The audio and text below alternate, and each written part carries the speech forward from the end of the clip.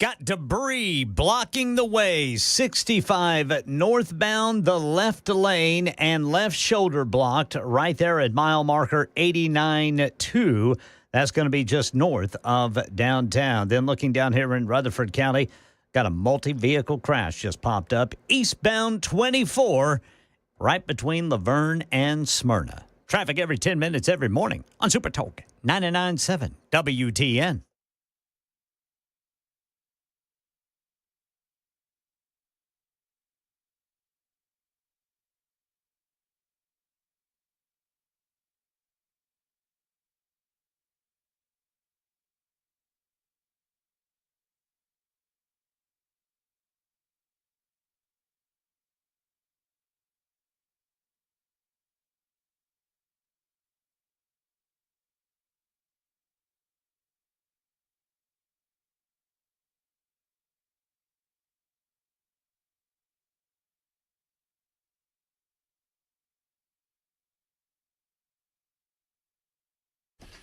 Hello, kids. Welcome in. It is the Matt Murphy Radio Show on Super Talk 99.7, WTN, a variety of other platforms as well. We'll get into those in just a moment. My name, conveniently, is Matt Murphy, and I hope you're able to spend the next 200 and some odd minutes with us as we gather around our radios and listen to what's going on in the world, and you're allowed to opine on said same.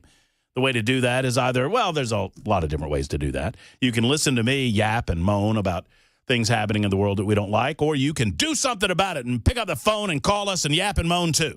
615-737-9986. That's the way to do that. 615-737-9986. Lots to get into, as you might expect, after a weekend of what I hope was fun, frivolity, rest, and relaxation for you and yours. Thank you to all of those weekend warriors that made our weekend as good as it was and as fun as it was. And I hope you're all refreshed and recharged for the week that is. Completing the triumvirate, the trifecta, the tripod, the three-legged stool, there would be, let's start with Ken Weaver in the back room. He's on the back row. He's in News Closet B, making sure that we've covered all the headlines that you need to talk about, that you need to know about, and he's doing so fearlessly and with a smile on his face.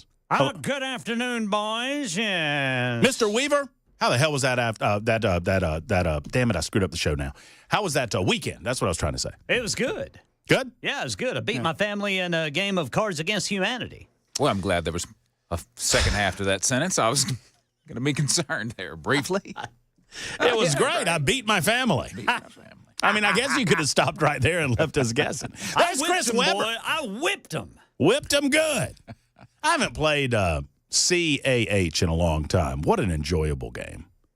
Yeah, it gets pretty uncomfortable sometimes. Well, I mean, you got to do what you got to do. Yeah. Fortunately, now I've got a 17-year-old and a 25-year-old, so it's not as bad. Yeah, they can handle it.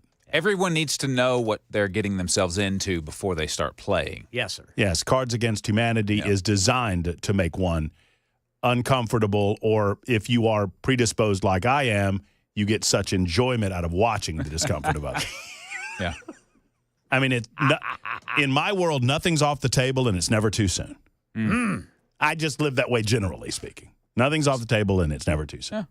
Yeah, that's that kind of the way we roll. How was your weekend, Mr. Weber? It was great. I got everything checked off my to-do list. You had a long list on Friday. Yep. You told me about Had it. exactly 0 items on it, and I did every one of them. Well, good for you. That's what it go, Brother Chris. To give you a sense of accomplishment. Man, it feels good. I mean, yeah. Feels and real you can good. really get recharged, you get that done, and now you got the work week ahead of you. That's nice.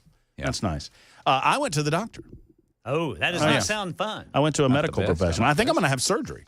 Well, Men? Okay. Yeah, I think I'm going to have some surgery. is this elective surgery, or Well, I mean, I guess you'd call it elective in as much as I don't have to have it. It's not like you're not going to die? I'm not going to die if I don't have the surgery. But well, that's good, I guess. I went to an orthopedic. Little point of personal privilege here. I loved my orthopedic. I like the guy that I went to see, Dr. Hageman, over there in Mount Juliet. That's just a free plug for you, Dr. Hageman.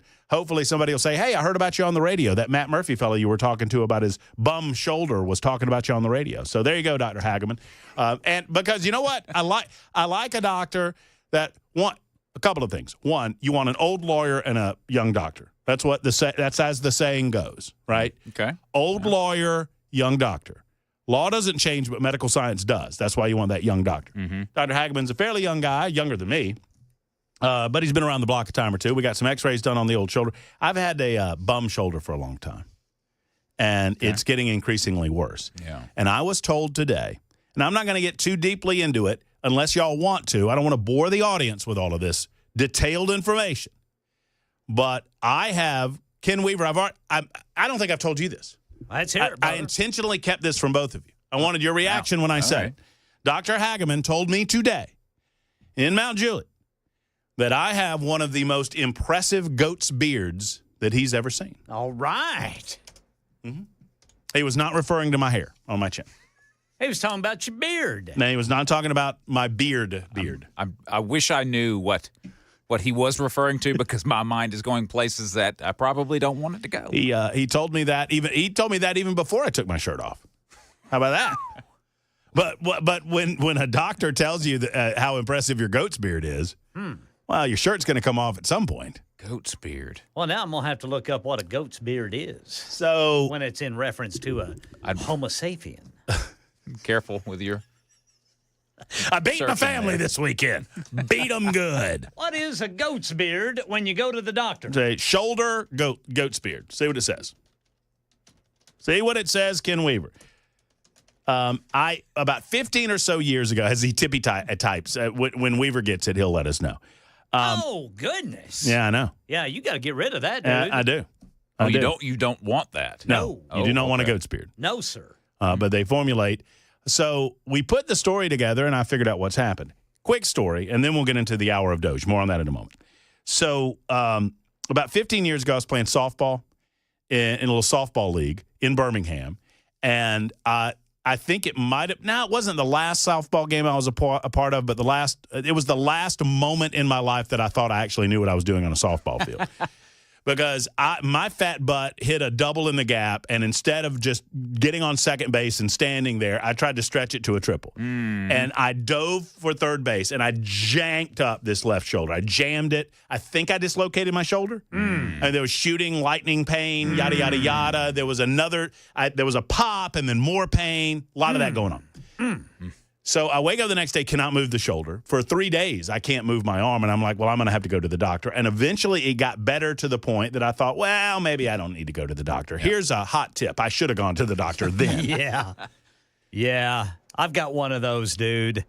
And I didn't, Ken. And so that trauma, we now speculate, Dr. Hageman said that he believes that incident probably tore my labrum. Ooh. Your labrum is the cartilage around your shoulder and also your hip around the ball. And so he said what probably happened is you tore your labrum, which kind of repaired itself as best it could over the years. And I didn't know this. And this is why I bring up the story, because I learned interesting things, and I think you'll think them interesting too. He said the way that your body reacts when it has trauma like that and it doesn't know what to do, your bones, their response is to grow more bone. That's where bone spurs come from. Is that if you have a traumatic situation that happens on your body, your bones are like, oh, you need more of us to protect yourself. He's like, we don't know why it does it, but that's what it does. And so once that happened, my shoulder began growing my goat's beard. And it is, if you imagine it, the ball, it's a ball and socket situation on your shoulder. And if you imagine the ball, the goat's beard grows at the bottom of the ball. So at the bottom area of the shoulder, and mine has just continued to grow to the point that my shoulder has started feeling progressively worse because, well, the goat's beard's getting bigger and it's interfering with, basic activity. So it limits my ability to move my shoulder. It hurts all the time. I can't sleep on my left side. And yeah, occasionally, and I don't mean to oversell it, but this is true. Occasionally it catches something in my meaty parts, like nerves, and when that and I don't know when it's going to happen, and when it happens, I stop what I'm doing and I try to back out of whatever I did, and it's just impossible. It just it's like it's twanging a rubber band, twang, and it hurts like the Dickens. Son of a biscuit eater. It hurts like the Dickens. I had this thought over the weekend. Speaking of that, squirrel, why is it like the Dickens? Have y'all ever heard this expression? Let's look it up. Yeah, I've heard You ever heard this expression? Never thought about it. Like I'm as busy as the Dickens.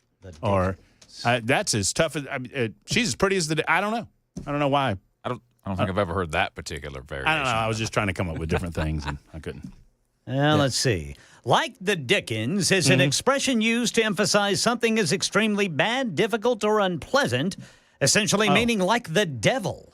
Oh, so you shouldn't use it if it's something good. It is not directly related to author Charles Dickens. Well, okay. That was my first thought. I thought it had something to do with him. Yeah. Well, I would have thought Dickens before the devil. So there you go. So anyway, there's the update. Goat's beard. Diagnosis. I'm very happy because I've been living with this an annoyance for a while now, and so I got a little plan of action. Yeah, I'm glad. Yeah, and we got to do. But here's where I like Dr. Hageman, and I don't know if I should say that he said this or not, but he's like, listen, we're going to go ahead and get you some PT.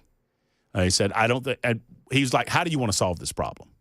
And I said, well, I want to solve the problem. I don't want to cover up the problem. I'm 51 years old. I think I got a little life left in me. If we can correct this, I want to correct it. Mm-hmm. Yeah. And he said, well, the good news is if we went the surgical route, we wouldn't be replacing your socket. Your socket's just fine. We would just be shaving the ball. And I was like, well, that's not the first time I've been told that, Doc, so let's go. Whew. That's a bold adventure right there. Well, I imagine. Yeah, so they would shave down the ball and then I think cap it with plastic because plastic is better than your bones. I don't know what to tell you. I'm just listening to Dr. Hageman talk. I thought we had enough plastics in us already. I don't know. I don't know what to tell you, but cap the plastic and put it back up there. So that seems to be the game plan right now, and that would be the solution. But here's the way the world works, right? With insurance, is that you got to check these boxes. Yes, you do. And so we've already worked on scheduling physical therapy, which he says, listen, we just got to, do what we got to do. By the way, probably going to benefit you to get as much strength in the thing before you have the surgery anyway. And then he went ahead and put a big long needle in my shoulder. Oh, yeah. Hello. Big old cortisone. Just boom. Yeah. Right there on top. He marked me. And then just hammer down, baby. Yeah. Well, the first needle is the small one. That is to numb. Yeah. Yeah. Anytime You don't want to feel this. Anytime you have a 2-needle deal. It's going to be good. Where like, hey, the first needle's going to hurt. But you want that first needle because you really don't want to feel the second needle. Uh-huh. Okay, whatever. He marked on my shoulder. I don't know that I've ever experienced this. I haven't had surgery since I was a kid. I've never experienced this. He touched my left shoulder and looked me in the eye and said, we agree this is the proper shoulder. And I said, I kind of knew. I was like, well, yes, we agree. Okay. He needed verbal consent. I kind of like that, actually. I kind of like that, too. Yeah, that's good. Let's not start chopping off the wrong body part before we are all in full agreement. That'd be something. Jam. I told you it's my right shoulder. Oh, well. Well, have to wait till tomorrow now. I guess so. Yeah, better call your insurance. So I'm on the cortisone for the next couple months, boys. Cortisone. Y'all better watch out. I think that's what it. A little looser than normal. He said it would take two or 3 days to kick in. I don't know what that means. You'll know when it happens. Will I? Will I know? I don't know. Hopefully. I think I'm going to feel great. I feel awesome. Anyway, that was my day today. That was a lot of fun. So thanks, nice. Dr. Hageman. I hope that somebody tells you that I was talking about you on the radio. So he's a young doctor. Younger guy. Yeah. Okay. Well, and at first he said he just based on our conversation, and I appreciate this too. He said, let's go ahead and schedule the PT because I think that's going to do you well anyway in advance of the surgery. But I don't think we need to do the cortisone shot because that's not going to make this bone spur go away. That's not the goat's beard's not going to go away. That's the source of your problem. Right. And you've already said you want to eliminate the source of the problem. So why would we do that when we're going there anyway? Okay. He leaves the room and the lady's supposed to come back and talk to me about, scheduling or whatever. And I've got to get a CT scan. And he comes back and he said, I consulted with some of my other docs and they advised me that it probably would be better just to go ahead and get the cortisone shot because insurance is going to ask us. He didn't say it quite this way, but this is the way I received it. They're going to ask for it anyway, and I don't want you to have to come back. Let's go ahead and this will make you feel better for 3 months, whatever. All right. And I was like, whatever. Just do whatever you need. I mean, you've already told me that you're going to shave my ball, so. I like the doctor in Forrest Gump because he smoked. Oh, yeah. That's the guy you want to take medical advice from, right? Just right over the Feels operating good. table. Sure. Oh, no, yeah. No, he's the one that said, Oh, what did he say when he sees him the next? We sure got you worked out, didn't we, boy? Oh, we sure did get them things straightened out, didn't we, boy? As he's wiping his brow. No, that's what he said. That's the wait a minute. Your mama sure is serious about your education. That's the son. principal. Oh, yeah. You're thinking of the principal. Your mama. My bad. Your mama sure wants you to get an education, son. Mama's got to do what mama's got to do. All right, so here's what we're going to do. This is the big you got my announcement horn. Give me we got an announcement coming. Big announcement. Yeah, that's good. That's good. Big announcement. So there's too much Doge. We got too much Doge. And Doge is taking over the show. Doge is like the Borg, right? They're just taking over everything. And I love Doge. Don't get me wrong. I'm all about Doge. I want to report on you what's happening on Doge. So I got to balance these two things. And I'm thinking over the weekend, how do we do that? Because Doge could take over the entire show, and then we don't get to talk Tennessee politics, and we don't talk about some of these other things that the folks need to know about driving home every afternoon on Super Talk 99.7 WTN. And so I came up with an idea. You got my other thing? All right, ready? Yeah. All right, so I came up with an idea.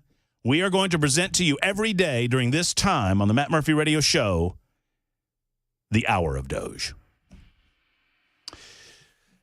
And what the Hour of Doge means is that we're going to get all the Doge talk in there as much as we possibly can. And anytime I mention Doge, you know, Weber and I had a long conversation about this. Well, not very long, but it was a conversation. And I said, during the Hour of Doge, anytime I mention Doge, we hear this. And I think you said something like, how long you think you're going to be able to put up with that? Yeah. And I said, I don't know, probably not very long, but let's try it. I mean, that's what it feels like, right? When Elon Musk walks into the room, you think Doge. There's a big gong, and then several government employees just disappear. They just wither away. It's like that Infinity War thing that I've never seen, that Marvel comic. Oh, yeah. Where half the people just disappear. Oh, yeah, it was terrifying. Terrifying. Was it? Yeah. They just turned into like ash. Yeah. They just disappeared, right? Oh, they just did. And you didn't know who was going. No. I mean, I don't mean, spoiler alert, we're talking about a movie that happened 10 years ago. Is that? Have you seen this movie, really? Oh, I have. Yeah, I've seen it, too. Have you seen it? Yeah. Okay, so that's what happens. Yes. Yeah. And he does the thing, what is it? Snaps his fingers. Snaps his fingers. He's got some glove on. Yep. And half the people in the universe are gone. Gone. Just boop. Yep. Gone. And you don't know who's who. So that's probably a pretty... You know after they're gone. Yeah. Well, I was about to say, that's probably a pretty big moment. I would think that's a pretty big moment in the movie. It is. Indeed. Okay. Well, I mean, what would we do if we could do that with the federal government? Would y'all do it? Well, looks like Elon is doing that. It looks like that's what he's doing. He just doesn't have a glove. He's got the... He's got a chainsaw, though. Yeah. he's got the infinity chainsaw. Big, shiny chainsaw. And half the government employees. I think I would do it. I think I would risk it. I think if I could snap my fingers and half the government employees would go away, I think I would risk that. We've got that going on, so just be prepared over the next several days. It'll probably calm itself down over time, but the Hour of Doge, big deal. And we'll talk about all things Doge in the 3 o'clock hour. At 4:35 today, Tim Burchett will be along. He'll probably talk a little government cutting with us, but we'll also talk a couple of other matters involving the Congress of the United States of America. Always good to catch up with Congressman Burchett. Joy Reid is unemployed. If anybody is hiring, perhaps you I don't guess Starbucks is hiring. I guess that my first thought is, well, Joy Reid can go serve coffee to the folks at Starbucks, but they seem to be cutting jobs, and nobody seems to care. Well, that's just corporate jobs they're cutting. So, yeah, she can go pour somebody some coffee. Oh, yeah, she could be a little, I think she's pleasant enough. A barista. Is that what, yeah, that's right. That's what they call them. She fit in nicely, I think. I think those are her people. Mm-hmm. I would think that those are her people. Yeah, nobody cares that Starbucks cuts their jobs. It only... Y'all, I said this a couple of weeks ago, and I'm going to stand by it. I'm going to talk about it in a moment, that I'm not talking about every government employee, but there is an entitlement mentality within government employment service that is being exposed here. 25 minutes after the hour, we've got lots to do on this Monday edition of the Matt Murphy Show on Super Talk.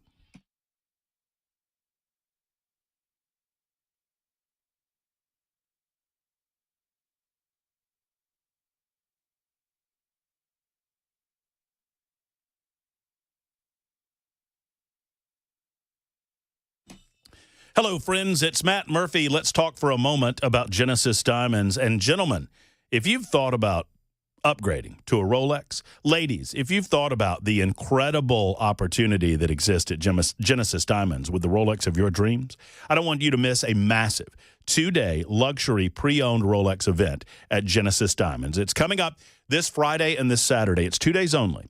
If you've been thinking about this and putting it off, you're concerned, whatever, all of your answers are right there at Genesis Diamonds to any of the questions that you might have. And frankly, friends, you're not going to find a better deal than these 2 days, Friday and Saturday. Genesis is showcasing its mind-blowing collection of pre-owned Rolex timepieces, featuring a stunning new selection of hard-to-find watches. You know what I should do? I should ask them if they will let me just showcase a Rolex or two on the radio show over the next several days. Maybe Genesis would do that. Genesis, if you're listening, send me over a Rolex, and I'll showcase the Rolex on the television side of things, and we'll do it that way. Now, in all seriousness, during this event, you can take advantage of the special pricing and up to 60 months zero-interest financing. I'll be talking a lot about this week. It's 2 days only, this Friday and this Saturday, and only at Genesis Diamonds. 2 locations, Green Hills and Cool Springs. Your home for luxury pre-owned Rolexes. See store for details while supplies last. It's Genesis Diamonds.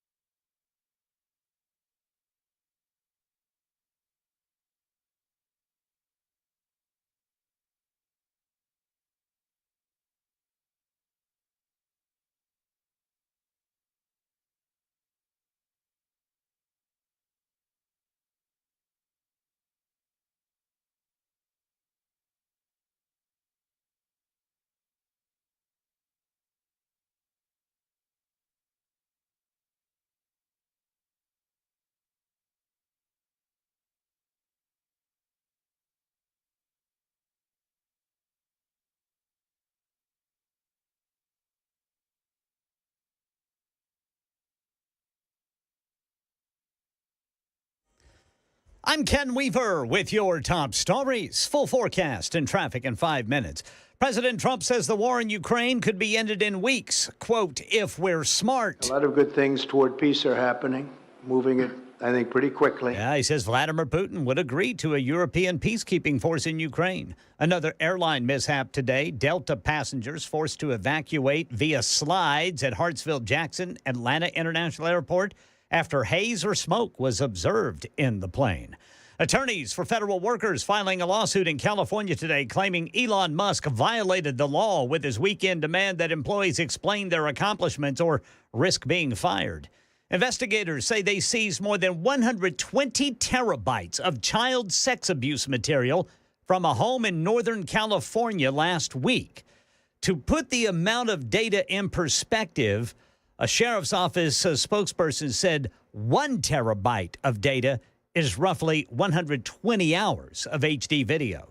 And Theranos founder Elizabeth Holmes has lost an appeal to have her fraud conviction overturned. A 3-judge panel at the 9th U.S. Circuit Court of Appeals has rejected Elizabeth Holmes' claims that there were legal errors in her trial and that of Theranos founder Sunny Balwani. Both were convicted of defrauding investors by claiming their company, Theranos, could run a multitude of health tests off a single drop of blood. Their company was once valued at $9 billion. Holmes was sentenced to over 11 years in federal prison. This now leaves her with limited avenues for overturning her conviction. Apple confirms plans to invest $500 billion in the U.S. over the coming 4 years. Jim Ryan? Until now, the massive servers that power Apple's artificial intelligence products have been built overseas. Now the company plans to shift that manufacturing to a 250,000 square foot factory to be opened in Houston next year. The company also plans to expand its footprint in 8 other states, including its home state of California. That's the latest news. Traffic and weather next. I'm Ken Weaver, WTN News.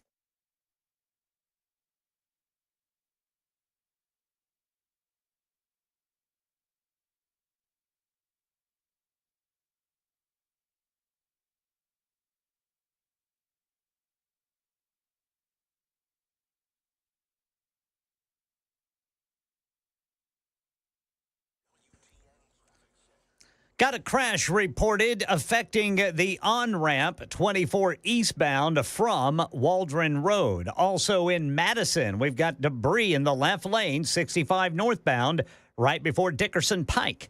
Traffic every 10 minutes every morning on Super Talk 99.7 WTN.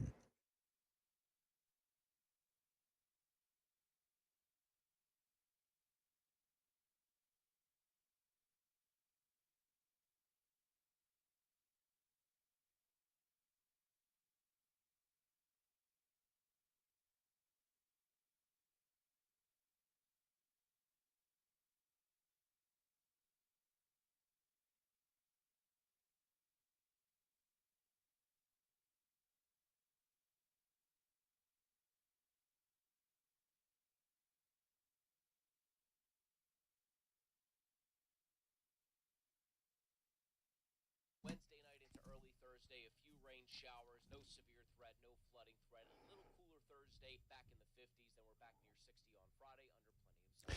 You know, gentlemen, if you've been married for any length of time and the lady in your life comes to you maybe one of these Friday afternoons or Saturdays and tells you that you need a little spice in your life, you need to spice things up, odds are, if you've been married for over, 15 or so years, she's talking about going to Savory Spice.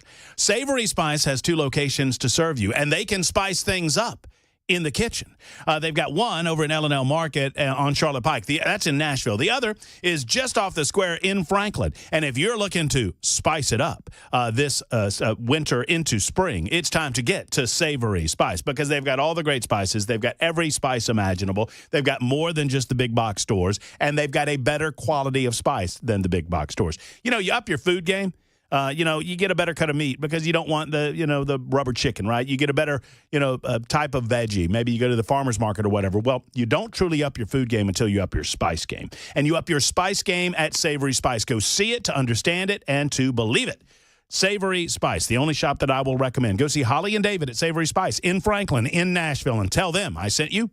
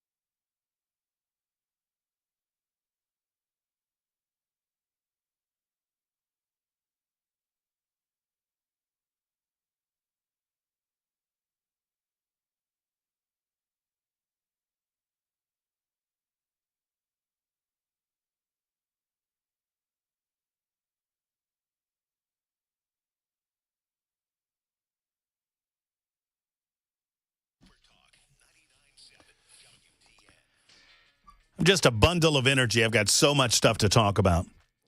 And I'm so excited to be talking to you. Thank you so much. Sincerely, from the bottom of my heart. I have the honor of being here from 3 until 7 on a daily basis.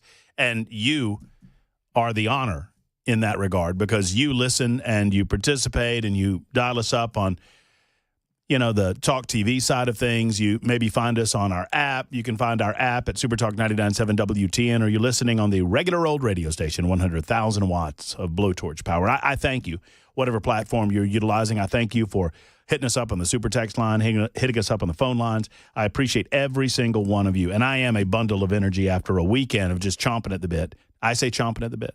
I know you old schoolers with Brian. Oh, speaking of Brian Wilson. Uh-oh, what'd he do?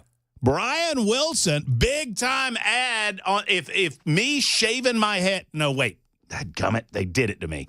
If me getting a buzz cut, I never said shaving my head. And this morning on Nashville's Morning News, they're yippee-yapping about, Matt said he's going to shave his head. Matt said he's going to shave his head. You two guys were here. Chris Webber and Ken Weaver were here. And all of you were here last Friday when I declared that you were going to shave your head. I knew this. I knew that there would come a breaking point. There'd be a little fork in the road. And I knew what Webber would do. Do I trudge down this trail with Matt Murphy, or do I abandon him and watch him wallow about in the trenches? I just seem to remember something about shaving heads. I said that I would get a buzz cut, a.k.a. a flat top. Well, does that not involve clippers that go buzz? Yes, but we're not shaving. We're not going bald. We're not Dan Mandising this deal. Okay. We are going to, my commitment, I just want to be official, that my commitment, I'll tell you what, we'll revisit this when we reach 500 tickets. We'll revisit whether or not I'll go all in on the shave. Wow. Right now, we're not close, so that's okay. Just sounds like you're backing out. I'm not, man. I'm not backing out. I said last Friday that if we maxed out the Nashville Palace, which is over 700 tickets sold, and actually we could include, employees of the radio station. And really, we probably only have to sell about 650 of them to reach this, that I would get a buzz cut. I'm getting my hair cut on property that night. If you've been waiting for the results of the big Locks for Trump year that we've spent together, today is Locks for Trump Day 359. We are almost at a year. And I've been wondering if my math is correct. I started this on March 1st, so my math is pretty correct. Wow, it will be almost exactly a year. Almost exactly a year since I started growing out my hair. And I know that I started it on March 1st, but there have been a couple of times where I wasn't sure if I mathed correctly, like over a weekend, because you got to add those 2 days or whatever. Oh, yeah. And I've been wondering if this would math out. And it is. It's going to math out. So a year in, Locks for Trump are going away March 4th. All you have to do is go over to the event site, 997WTN.com. You can get your tickets. A ticket, a $40 ticket, will get you entry to the event, all the entertainment you want, all the food you want. Non-alcoholic beverages are comped for you. You can buy alcoholic beverages if you desire at Nashville Palace, and it's all happening on March 4th. Doors open at 3. Officially, we start at 6. And I am pleased to announce, if that wasn't enough, Big Brian Wilson makes his return appearance to Super Talk 99.7 WTN. Nice. That evening. He's going to be with us. How about that? All right. I'm very excited about that. Brian's going to be back. Obviously, we told you when Brian announced his retirement, he said it, we said it, that he was not leaving us, that he was retiring to get those honeydews done for Cabana Wife, and that he would be back from time to time, either in a fill-in variety or at events like this. And Brian is going to be there for us Tuesday night, March 4th. He'll be there at 6 o'clock. And I'm going to beg of Brian. I've not asked him to do this yet, but I think he's good with it. So at some point, I actually have to get a haircut. And so I can't be on the radio. And so what I'm going to ask of Brian is that maybe he take over at some point 6 or 6:30. I get off to the side. The rest of the gang come in. Brian is kind of ringmaster at that point. And I go get the zzz, bzz, bzz, Your head shaved. That's what you're demonstrating is the shaving of a head. I'm demonstrating. By the way, Weaver, thanks a lot for having my back. Weber threw me under the bus, and you were there to back me up. I have no idea what you're talking about. I know. I just saw you come back in, so I thought I'd start yelling. The morning crew was claiming that I promised to shave my head. if we filled Nashville Palace. I never made that promise. I promised to get a buzz cut. Yeah. And Chris says he seems to remember it differently. You know what it seems like to me? It seems like a potato-patata sort of situation. It's not a potato-patata. I think that You're splitting hairs, if it were. If you see a guy coming down the street with a nice high and tight, and he walking towards you, and you see that guy, and then you see a bald guy, do you think, oh, they have the same hairstyle? No, but they both had their heads shaved. maybe do this. Maybe you and Hand shave your heads, and Chad and Mandis wear wigs for a year. Okay. I'm down with that. That's pretty good. Look, you get the other three to agree to that if we fill the joint, and I'm down with that. Now Brian's not going to do anything because he's just. I'm just filling in. Boys. Look, I'm just. Yeah, you asked me. I'm here for the buffet. I think Brian should man the clippers. I think Brian needs to keep away from me with those clippers. And you better get out of his way if there's a buffet. Actually, not anymore. Look, and thank you. By the way, I'd like to thank the Super Text line because unlike certain people in the room, they have my back. Oh, they're just butt kissers. Don't worry, Murphy. I got you, says 3143. 1733. I got your back, Matt. 3037. Matt, just go with a short scissor cut. 3404. I think I remember you saying a high and tight. 5601 says, well, if you get your ball shaved, you might as well shave your head too. That is in reference to my shoulder. Just want to make sure people know that if you're just joining us. Okay, so enough. So anyway, Brian's coming. The whole point was to say Brian's going to be there on March 4th, and we're very excited about that. And if you want tickets, go to 997WTN.com. I'm getting a haircut that night. Locks for Trump are going away that night. We're working on a charitable component, and I think we have the barber. Very good. It has not been officially locked in. What I can tell you is if this thing locks down, this person is known as the singing barber. Ooh. So, I mean, that could either be really bad or really good.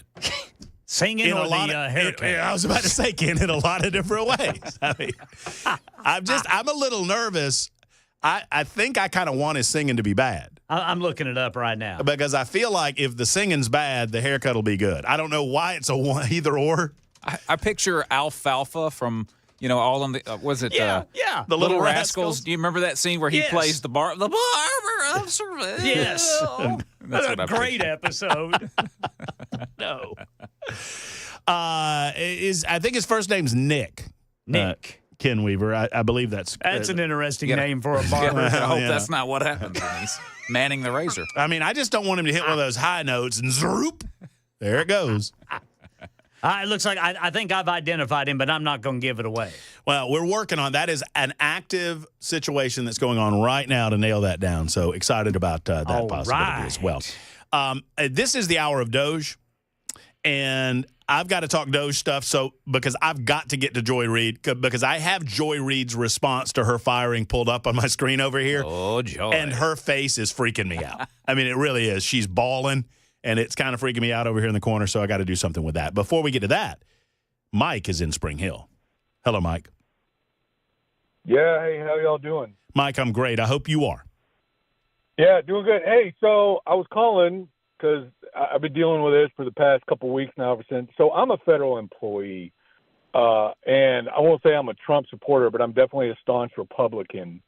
And I wholeheartedly agree with, the attempts to reduce government and, bring the cost of government down and get rid of the dead weight. What I have a trouble with as an employee is the manner in which this whole thing is being executed. The problem in federal government for so long has been that, like mid and senior level management have allowed employees, to not carry their own weight, and then they don't get held accountable. And now what's coming around full circle is now you're getting the rest of the individual employees who are being lumped into the same category. So, for example, the email that went out this weekend that everybody's talking about, I guess my response to that would be, well, why don't you ask my manager what I accomplished? Because, in all reality, they should know that. So, but they don't. And unfortunately, more often than not, at least in my experience, is there's just no leadership, at least in my agency, And so, therefore, as a result of that, now, the general public sees the individual federal worker as dead weight, which, that's not entirely true. But, again, I agree with the overall concept. You're right, Mike, that there's a lot of broad brush painting going on. And I accept that, and you're right. And from inside the system looking out, it's probably far more frustrating than it is for the majority of Americans who are outside of the system looking in. But what I heard in your comment, though, is that you recognize that there are a lot of broken issues within the system that need to be fixed. Yeah, and so that's the problem, though, now, is those issues have been caused and driven by failure of leadership to manage at whatever level they're at. And so now I'm the one that's trying to justify my position. Now, the general thought is... But what's wrong with that? What, justifying my position? Yeah. I don't... There's nothing wrong with it. I guess my thought is I shouldn't... It's not justifying my position. My daily performance should justify my existence. But the existence of the position that I'm filling should be based on an actual need. And there's a whole nother issue. A lot of times the federal government tends to hire people, but not even actually have a plan of what they're going to do with those people once they show up at the office. No, I agree with that wholeheartedly. But let me ask you this, because this is an intriguing conversation, and I love it. I absolutely love it. So you said something a minute ago, and I want you to answer my question. I want to present something to you, and I want you to tell me how you think it will play out. Yep. So I work for Super Talk 99.7 WTN. We are owned by a company named Cumulus Media. And Cumulus Media's CEO is a woman by the name of Mary Berner. I believe she still lives in New York City. But we are a massive radio conglomeration, okay? And my direct supervisor, my direct report is a man by the name of Paul Mason. I call him New Suit, right? He's our program director. After that, I guess I could say that I answer to our sales manager, Dave Elliott, but more directly from Paul Mason, I answer to our local market manager by the name of Allison Warren. Okay? You with me so far? Yep. Okay. So let's say that Mary Berner comes to town, and Mary Berner walks up to me and says, Matt, I want you to tell me what you got done last week. How do you think Mary Berner would respond if I told her that she needed to go ask my manager? Yeah, I don't. I want you to sit. Don't respond. Don't respond too quickly. Just sit on it for a minute, because that's the private sector, Mike. In the private sector, if I told the CEO of this company to go ask my manager what I did last week, I would get my ass fired, Mike. That is the reality that the private sector lives with on a daily basis. And I don't mean to be. I don't mean to yell at you. I'm sorry, but it's true. Again, and I completely agree with that.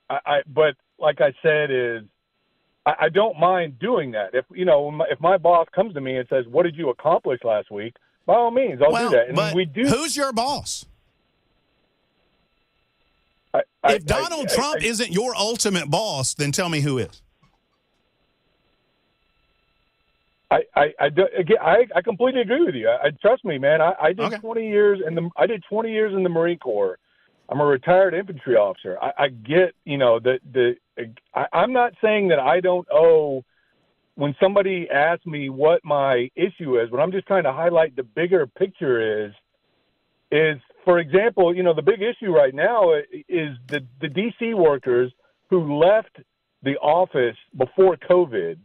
And then when COVID ended, nobody forced them to come back. I agree. And the employees that were told they had to come back to work howled about it. See, I understand that there's a lot of good people, and I would think that you're one of them, Mike. I mean, I believe that there's a lot of good people in government that are trying to do good work, and they feel like they're being lumped in unfairly with some of the hangers-on and some of the baggage.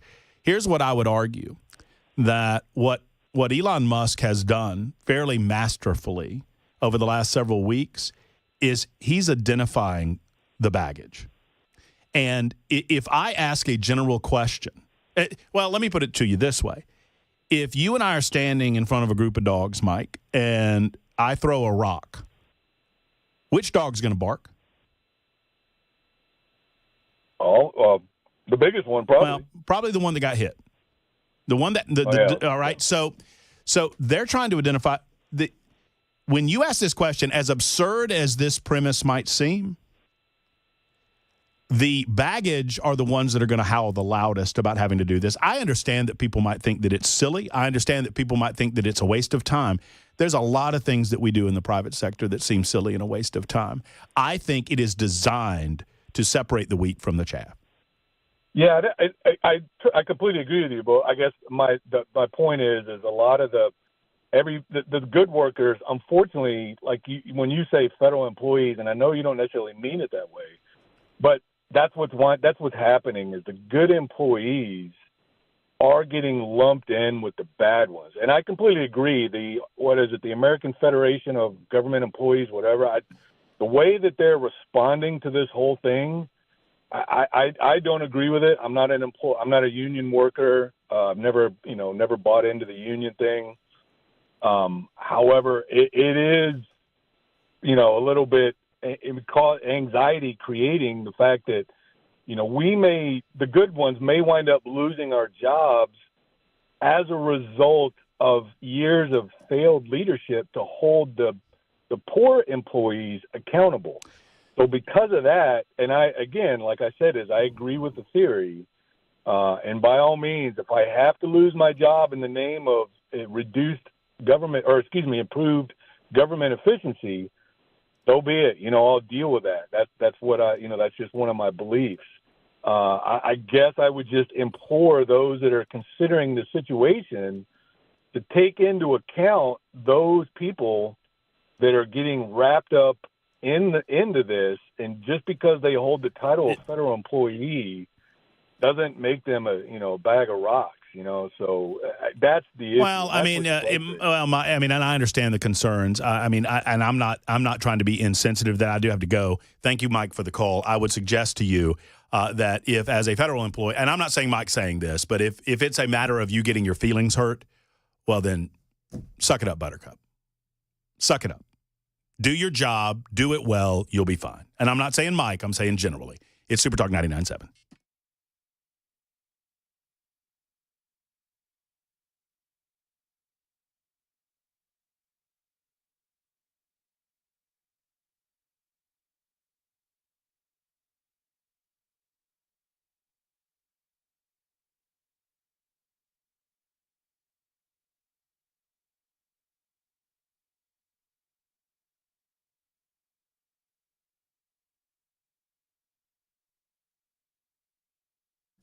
Hello, friends. It's Matt Murphy for the Dr. Poss and Dr. McLaughlin Sleep Apnea and TMJ Solutions Center. That's right. They grew by one doctor last year, and with good reason, because they are growing by leaps and bounds, helping people just like you with sleep apnea, mild to moderate sleep apnea, sleep better. For those who cannot wear a CPAP machine, if you've been diagnosed, there's time to get yourself an FDA-approved oral device. It gently supports your jaw, helps you be able to breathe better throughout the course of the night. You snore less, you sleep better, you get a better night's sleep, you don't annoy your sleeping partner. Friends, it is time to get this done. Plus, they're in network with BCBS, Aetna, Cigna, United Healthcare, Medicare. They're a preferred provider, TRICARE for the military. In other words, this is covered by your insurance company. Ask Dr. Poss or Dr. McLaughlin more about that when you make the call to the Sleep Apnea and TMJ Solution Center. Stop living like this. It can damage your health, folks. You can do better. And I know, because I'm not just a spokesperson. I am a client and a patient of Dr. Poss and Dr. McLaughlin. DRPOSS.com. That's drposs.com for more information. The Sleep Apnea and TMJ Solution Center.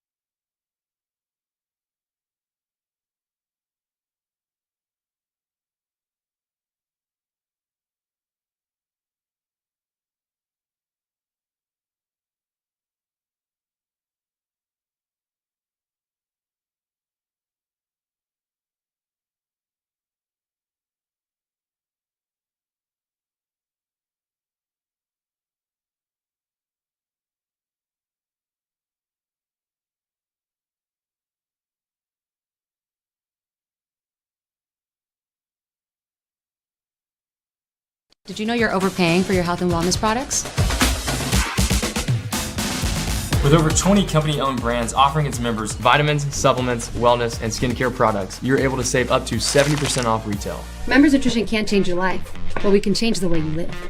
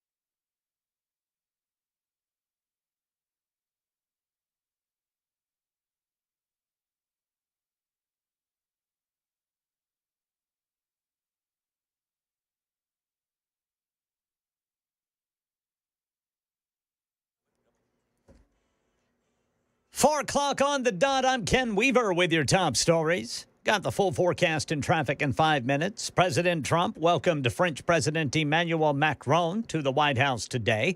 During a news conference, Trump spoke on ending the Ukraine war, possibly in weeks. A lot of good things toward peace are happening, moving it, I think, pretty quickly. Macron expressing support for Trump, speaking with Vladimir Putin. There is a big change because there is a new U.S. administration, so this is a new context. So there is good reason for President Trump to re-engage with President Putin. Trump said Putin would agree to a European peacekeeping force in Ukraine to end the war. Macron said security guarantees will be negotiated in due time. How about that email Elon Musk sent to federal workers over the weekend, seemingly threatening termination if they don't fill out a questionnaire? We have people that don't show up to work, and nobody even knows if they work for the government. So by asking the question, tell us what you did this week, what he's doing is saying, are you actually working? Well, now that may be on hold. Attorneys for federal workers filed a lawsuit in California today. A well-known retail chain specializing in fabrics and arts and craft supplies is shutting down completely. Jo-Ann Fabrics going out of business, closing every one of its stores nationwide. Big round of layoffs announced today by Starbucks. 1,100 of its 16,000 corporate employees going to be getting pink slips. Baristas in stores and those who work in roasting and warehouses will not be affected. Meanwhile, Apple says it plans to invest $500 billion in the U.S. over the next 4 years, planning to build a new factory in Houston, Texas to make servers to power Apple's version of AI. They say it'll create thousands of jobs. Speaker of the House Mike Johnson at today's Americans for Prosperity Forum in D.C. was asked how they're going to get Trump's agenda passed. Because we only have to have 53 Republicans in the Senate right now, doing something with a bare majority is the way to go. So we will use the reconciliation process to check a lot of the boxes of the promises that we made, and that is how we will get to the cost of living. The Vatican today released a new statement regarding the hospitalization of the 88-year-old Pope Francis as he battles pneumonia at a hospital in Rome. They say that reduction in kidney function, not a cause for concern. Big change for one of the legacy media members, Lester Holt, stepping down as NBC nightly news anchor after 10 years, but he's going to keep his gig on Dateline. Here in Nashville, the Tennessean says Nikki Burdine is out after 7 years anchoring WKRN News 2 mornings. Neil Lorne left the morning anchor desk there after 29 years. And entertainment news. Grammy-winning singer Roberta Flack has died. She was 88. Her publicist says she died at home, surrounded by her family. Roberta Flack announced in 2022 that she had ALS and could no longer sing. That's the latest news. Traffic and weather next. I'm Ken Weaver, WTN News.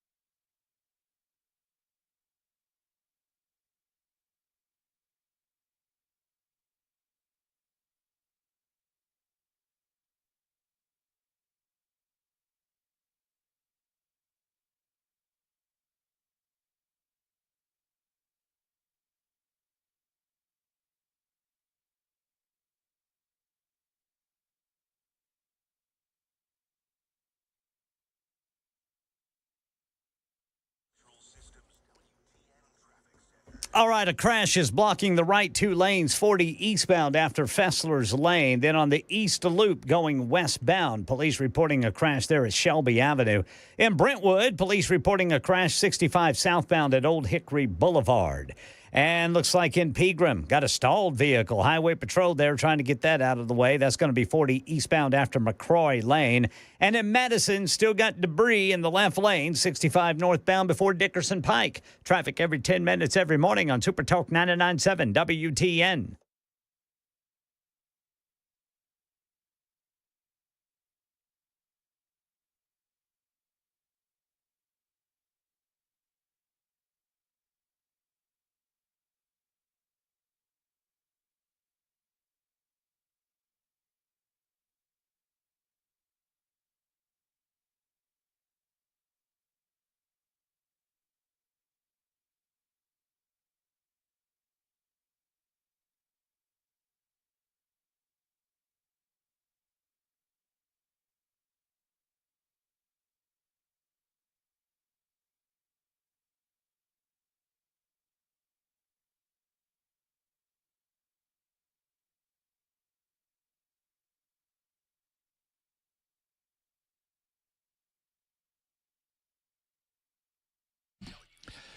Lively first hour. I hope the second, third, and fourth hour just as lively as we continue on the Matt Murphy Radio Show, Super Talk 99.7 WTN. We'll get to some of your calls momentarily. I thank you for each and every one of them. I'm being told I was a little hard on Mike. I'm sorry. I did not mean to come off as difficult to the callers. And certainly not to Mike. Sounds like a good guy. I'm not reflecting on Mike specifically, but it's more of a general attitude that government employees have, that they're different than the private sector. Well, and I understand that in some ways they are, because in some ways they are not answerable directly to their bosses. And ultimately, their bosses are the taxpayers, as represented by elected officials. And Donald Trump is the only elected official that is elected nationwide to handle some of these issues. So I did not mean to come off hard-hearted on Mike. I'm fascinated with the whole ask your manager kind of deal. There's an update on that story, the Elon Musk story that made waves all weekend long, and I've got that update coming up in just a moment. There's also an update from the Associated Press point. I could have fun with this for the next 30 minutes. I got too much stuff going on. The Associated Press got removed. They're still in the press pool, right? They're still in the press room. But they don't get to go on, like, the plane anymore. They're keeping them off Air Force One. They're keeping them out of the Oval Office. So there are tiers of access, right, in the White House. And if you are an accredited news organization, you apply for accreditation and you get accreditation. Like a lot of these news organizations, you see the shot that all of them do, like with the White House in the background, and there's like a big oak tree back there, and they're standing there. Like, there are a row. If you've ever been on the property, I've had the opportunity to tour the White House on a couple of occasions. If you're ever on the property, you see those just a line of white tents where the news agencies set up, and you have to be like Fox, ABC, NBC, CBS, CNN. And I think that's probably about it. There's about 5. Those are the 5 television news organizations that are allowed to set up a shot with their White House correspondent, and then you can go over to the press room, and there are, it's a small room, but there's a fair number of seats in the press room. Enough for, not for everybody, but enough for Associated Press to still be there. But because Associated Press drew this line in the sand regarding the Gulf of America, Donald Trump said, well, fine, you don't get to go in the Oval Office. You don't get to go on Air Force One. You're going to be denied the opportunity, because that is a smaller knit group than even is allowed in the press area. Well, that said, Associated Press decided to sue. Now, this is not the same thing as what Donald Trump did with Jim Acosta, in as much as, although I think Donald Trump was well within his right to kick Jim Acosta off of the White House property. You might remember Jim Acosta, during Trump's first presidency, became regularly combative with the president. He went so far as to refuse to return the microphone in press availabilities and in press conferences. He refused to give White House staffers the microphone back. Y'all remember that? And because he was rude to White House staffers, he was rude to the press secretary, this isn't even about the president of the United States. he was booted off the property. They pulled his press credentials, and he sued, and for some reason they gave them back to him. Well, that's not what's happening here. Well, a judge in this case has refused to temporarily allow AP back into these areas. A judge said, I'm not getting into this. Now, it still waits to go to full trial. The Associated Press is suing for access, claiming that their free speech amendment, First Amendment rights are being violated. Their freedom of press rights are being violated. I don't believe that that's the case. The White House is well within its ability to pick and choose who receives a specialty access to the Oval Office, a specialty access to Air Force One. So that's one facet of what's going on this afternoon. What else is going on this afternoon? Let me tell you. All that Elon Musk did Friday, I mean, it truly can be explained in one clip. All that Elon Musk did was this. What you do at Initech is you take the specifications from the customers and you bring them down to the software engineers. Yes, that's right. Well, then I just have to ask, why couldn't the customers just take them directly to the software people, huh? All right. Well, I'll tell you why. Why? Because engineers are not good at dealing with customers. Oh. So you physically take the specs from the customer?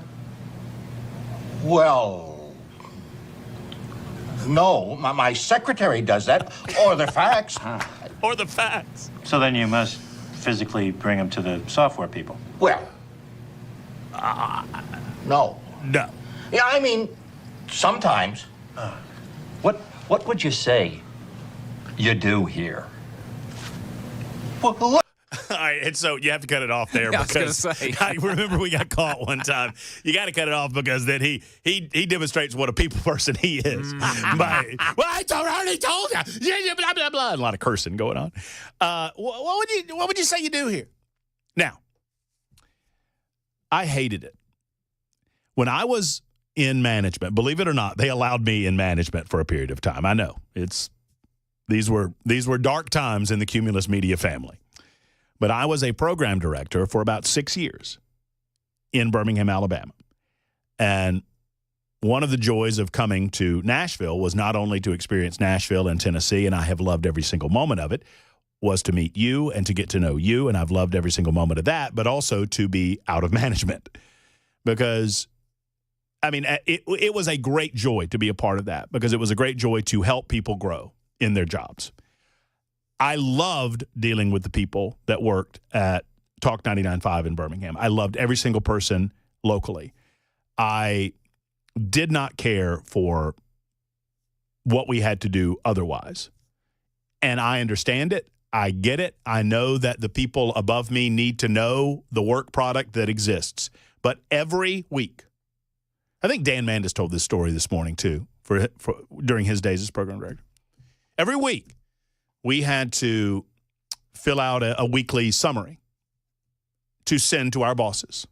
I had to send it to my senior vice president of programming. I had to send it to my vice president of programming talk. I had to send it to my immediate supervisor, my operations manager, and my general manager. And I think there was one other person that it went to. Anyway, these were the types of questions. As my memory serves me, these are the types of questions. Name 3 things, and this was every week, and you were expected to answer these sincerely. Name 3 things that keep you up at night. It was an actual question that they wanted to answer. I mean, and I'm not knocking our company. I promise you I'm not. God bless you. I know what this was designed to do. I get it. It's designed to press me to think about what the challenges are that we face that I might not normally think about. It was designed to force me to answer the question, and in forcing me to answer the question, it forced me to think about aspects of, our challenges, our concerns, our competition that I normally wouldn't think about. So I get what they're doing. It did not make it any less annoying to do it. But you know what I did? I did it because it was a part of my job. What is the greatest competitive challenge you face in market this week. That was another one. Every week. Describe the biggest highlight of the week and why it strikes you that way. Did you always answer doing this survey? I wanted to every week. I wanted to tell you, you're dead on. Ladies and gentlemen, every week, I know I say the same thing because every week it's true. The highlight of my week is sitting down at my computer and spending no less than 30 minutes of my time coming up with Bravo Sierra answers to these questions. Did you look back at past ones and Absolutely. say, I wrote a little bit from this one, a little bit from that one? I rotated them. Oh, no, I didn't look back. I copied and pasted. But if you copy and paste from last week, you get caught. Exactly. So you've got to go. You gotta move things around. You gotta. Oh yeah, I've played that game. You got to play the game. You got to know. I mean, and my job is to fool the player, not to change the game. But you know what I did? You know what we do? We do it.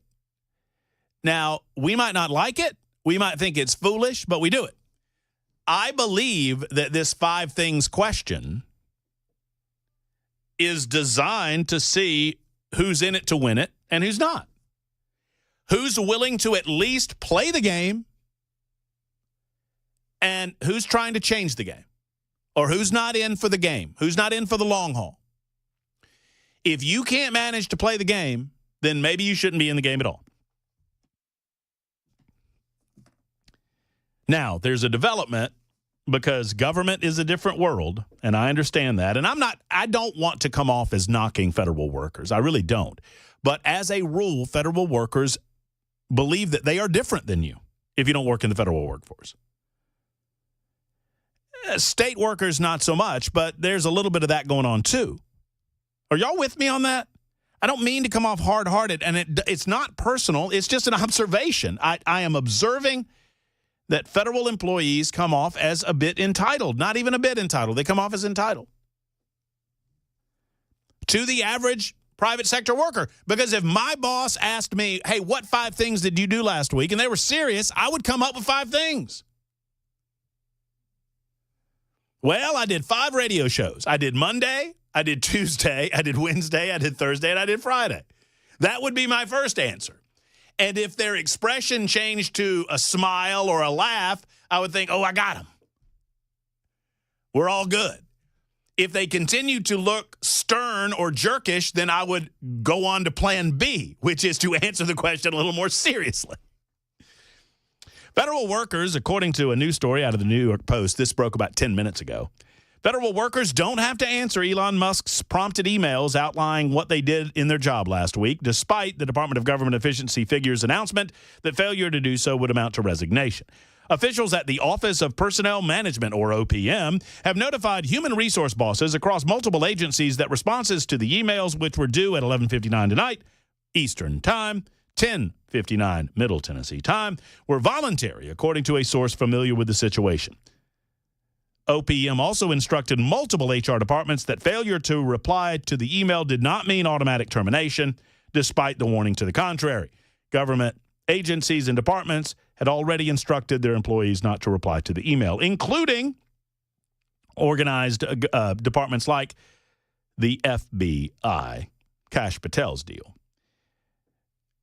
The email said, what did you do last week? Please reply to this email with approximately 5 bullets of what you accomplished last week and CC your manager. Please do not send any classified information, links, or attachment. Deadline is this Monday at 11:59 Eastern Time. And I think it went on to say, failure to reply to this email will be considered your resignation, or something along those lines. But now the Office of Personnel Management says, we didn't really mean it. It still accomplishes the same goal. More of your calls coming up in just a moment. Thank you for your indulgence. So we'll get to Kevin and Alicia, Michael.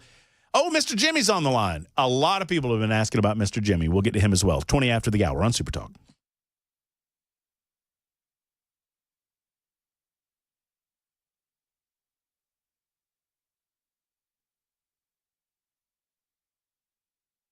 Hello, friends. It's Matt Murphy for Tennessee Men's Clinic. Let me ask you this question. We've been talking about questions.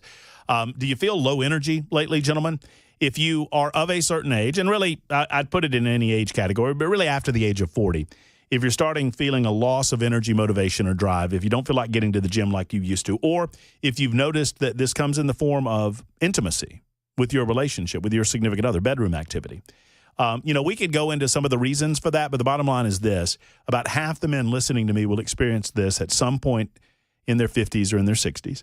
And if that's the case, there are solutions for you, a variety of different solutions. And the Tennessee Men's Clinic is the go-to source for those solutions. Let's get back to intimacy again. Let's get back to that romance that you've come to miss in your life by calling the Tennessee Men's Clinic, scheduling that appointment today, and seeing what they can do for you to assist you. And all it takes is that call, that visit, and before you know it, this is behind you. Let's deal with this and put it in the rearview mirror.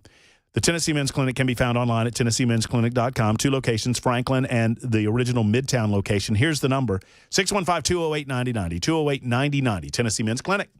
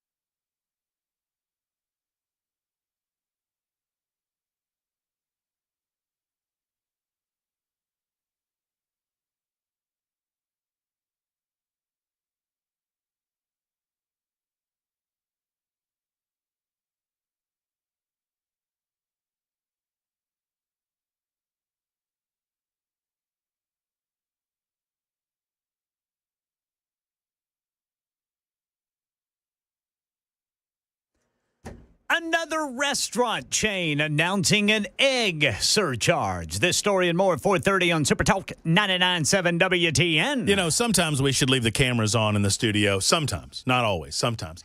I just spent, while you were listening to many of those great sponsors and advertisers of Super Talk 99.7 WTN, and I hope you were, I was listening to our good friend Congressman Tim Burchett, who will be on the show at 4:35 in about 10 or so minutes, battling with Jake Tapper. He's on one of the monitors right now, just slapping Jake Tapper around about the Head and Shoulders, not literally, figuratively. By the way, I heard a clip earlier of a woman, and I don't know who it was. It was during Ken Weaver's newscast, and it just struck me as annoying. What was it? It was some woman that said that it was literally shocking.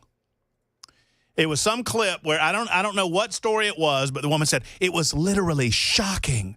And I was like, I think you're using that word wrong. People use literally wrong. Yeah, was it shocking? Yeah, right. It was literally shocking. Right. I mean, I think you mean the exact opposite. I think you mean that it was figuratively shocking. I don't think you mean literally. Trying to figure out who that was. I don't know. It might have been. I think it was in one of those. The fellow that's working hard over there at ABC, whatever his name is. You mentioned that he was hard working this afternoon, getting some stories together. Oh, Alex Stone. Yeah, I think it was in the middle of an Alex Stone. Oh, God. Yeah. Alex Stone. You know what? Ken Weaver tells Alex to jump, and Alex says, "How high, Mr. Weaver?" Well, he was working hard because I mistakenly ran 2 of his stories in the same cast. Let's pull that curtain back. I didn't say that. I said that Ken Weaver tells Alex Stone to jump, and Alex Stone says, "Yes, sir, Mr. Weaver. How high you want me to jump?" That's what happens. All right, I'm going to jump to the phones real quick because I promised I would do so. We got Tim Burchett coming up in just a couple of minutes. Hopefully he's done destroying Jake Tapper at the time that I have him on. Let's talk to Kevin. He's been holding for a long time. Kevin, thank you for your patience. How are you? Hey, man. How you doing? I'm doing pretty good. Good. I was just thinking about the all the hair on fire about the possible fire of government employees and things like that. And about 75,000 of them took the deal, which they're going to get paid for 8 months, which I probably suspect most of them are near retirement or at retirement. So it was a sweet deal for them. But do you remember back in the Clinton era when he said the era of big government is over? He fired over 426,000 federal workers. And there was not a peep. There wasn't all this hair on fire and braying at the moon. And this is probably more so because of the guy that's at the top of the heap right now. And it's just the TDS. Because I would suspect if it was Biden or Obama that were doing the same thing, there'd be cheers all around, parades in the streets and everything else. But they never caught their hair on fire when Clinton did it. Yeah, I had I was looking while you were talking. I have the clip of Bill Clinton discussing some of these, and it's a montage of the mainstream media's reaction to Bill Clinton cutting a government in the manner that he did. And you're exactly right. Of course, when the messenger is a Democrat, that's good government. It is, and I said last week, and I'll repeat it again, that I thought this was an area where we could agree. It was my understanding that if there was one place that we could agree that anytime we find waste, fraud, or abuse in government, particularly a government that is $36+ trillion in debt, that we could agree that we need to eliminate waste, fraud, and abuse. And if anything, the first month of the Trump presidency has identified that instead of eliminating waste, fraud, and abuse, the liberal Democrats in Washington, D.C. and the bureaucracy, they want to continue status quo and will do anything in their power to do so. Yeah, of course. And some of it, especially with the fraud part of it, probably some of them are seeing their money trains get killed.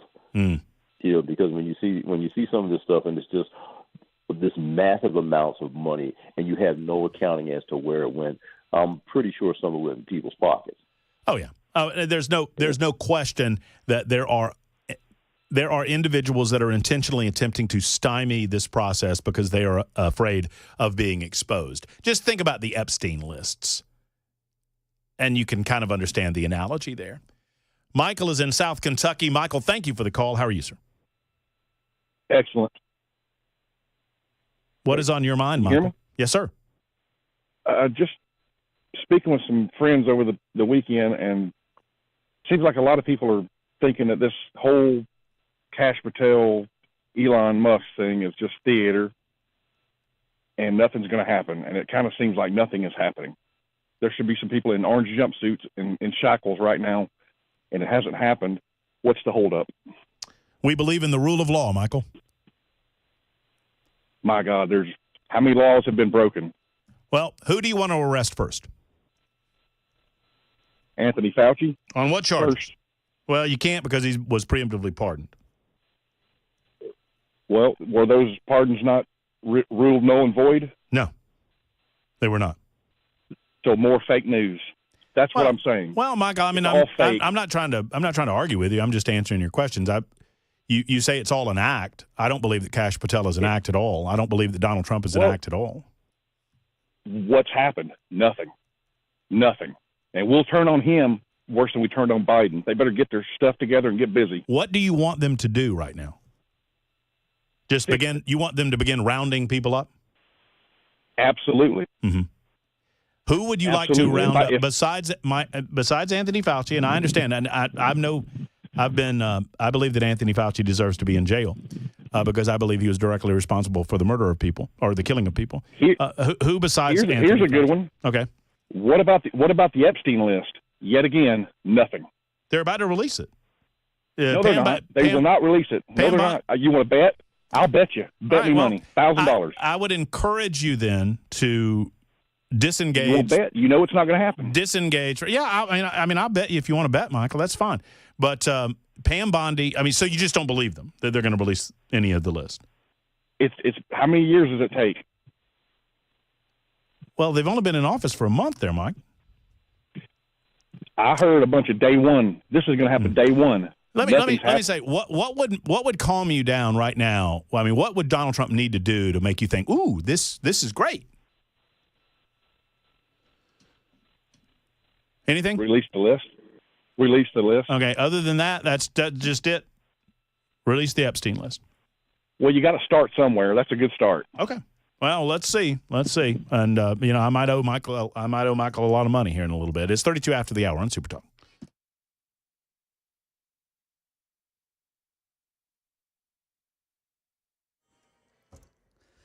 I'm Ken Weaver with your top stories. Got the full forecast and traffic in 5 minutes. And here in Nashville, investigators are trying to determine a motive behind a deadly shooting and a crash on Nolensville Pike this morning.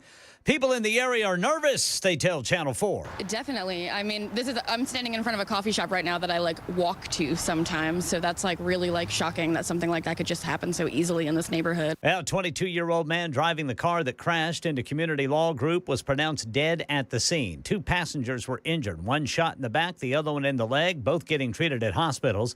That car had just left a hookah lounge where police say someone started shooting at it.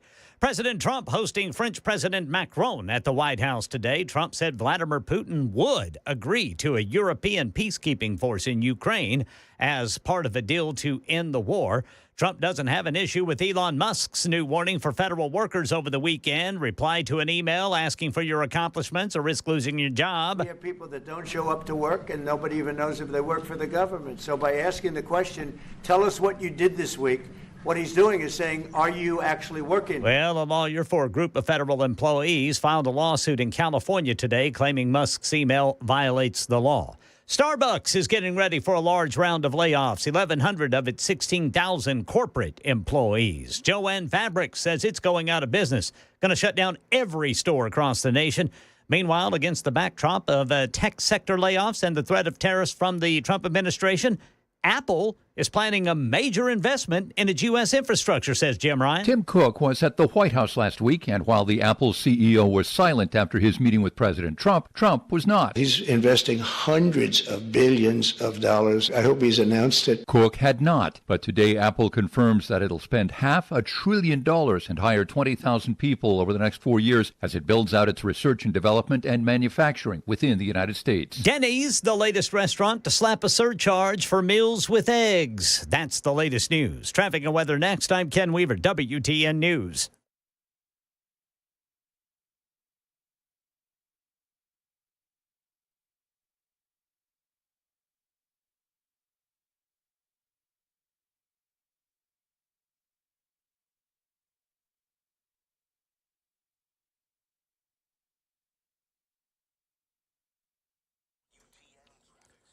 All right, got a crash blocking the right lane, 40 eastbound after Fessler's Lane. Then the East Loop going westbound. Police reporting a crash there at Shelby Avenue. Out by the airport, police reporting a crash 40 eastbound at Briley Parkway. And in Brentwood, police reporting a crash 65 southbound at Old Hickory Boulevard. In Pegram, we got a stalled vehicle, Highway Patrol reporting 40 eastbound at McCrory Lane. Traffic every 10 minutes every morning on Super Talk 99.7 WTN.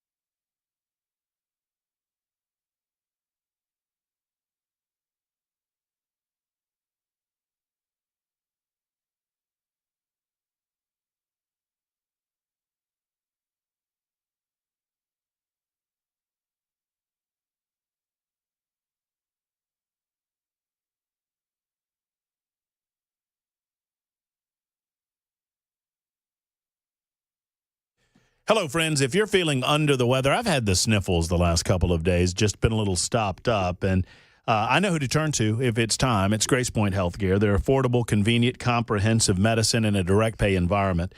They are your primary care provider. And friends, Grace Point Healthcare is tip-top in terms of what they do. Their basic Smart Care plan is just $69 a month and includes free office visits and free basic labs and diagnostic testing. But you don't have to be a part of that Smart Care plan in order to be a part of the Grace Point family. As a matter of fact, if you're a new patient, you are often seen same day or next day, and you don't get that from your PCP that you've had for years. Sadly, that's just not the way the world works. Well, it works that way at Grace Point Healthcare. They like to say they're modern medicine delivered the old-fashioned way, and you will experience it when you first walk in the door. Give them a call and allow them to serve you and serve your family at Grace Point Healthcare. Military veteran-owned, treated naturally whenever possible, the patients are. That's good. They're not beholden to any pharmaceutical or insurance companies. 599-6868, 599-6868 for Grace Point Healthcare.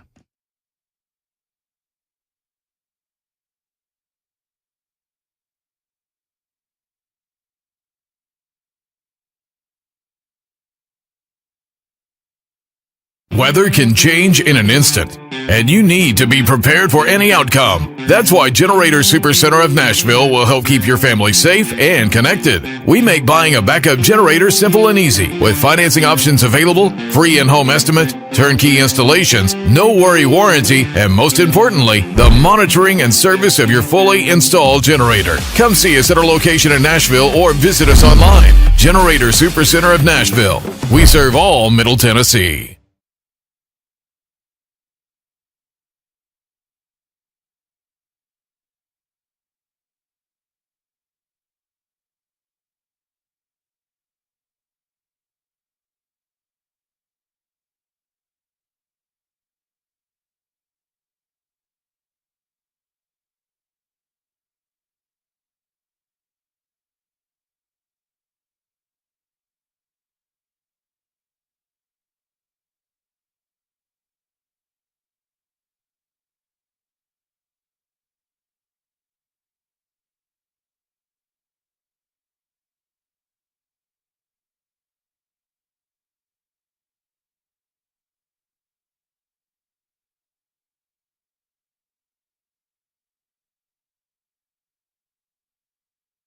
Hello, friends. It's Matt Murphy for USS, which stands for United Structural Systems. Here's the deal, folks. We just got rid of the last of the snow. I had snow this morning in my backyard in certain little areas, and that stuff melts away. Where does it go? Does it go in your basement or your crawl space? Well, if you don't have USS on your side, it could. And if you do have USS on your side, they are problem solvers. They're going to get to the bottom of all of that by getting out to your home, diagnosing the issues involving your musty or moldy basement or crawl space.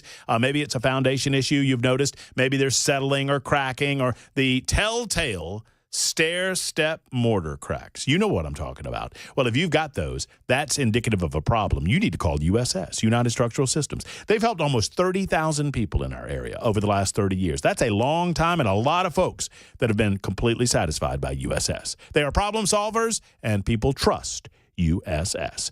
Give them a call today at 615-488-7855, 488-7855, or USSTN.com.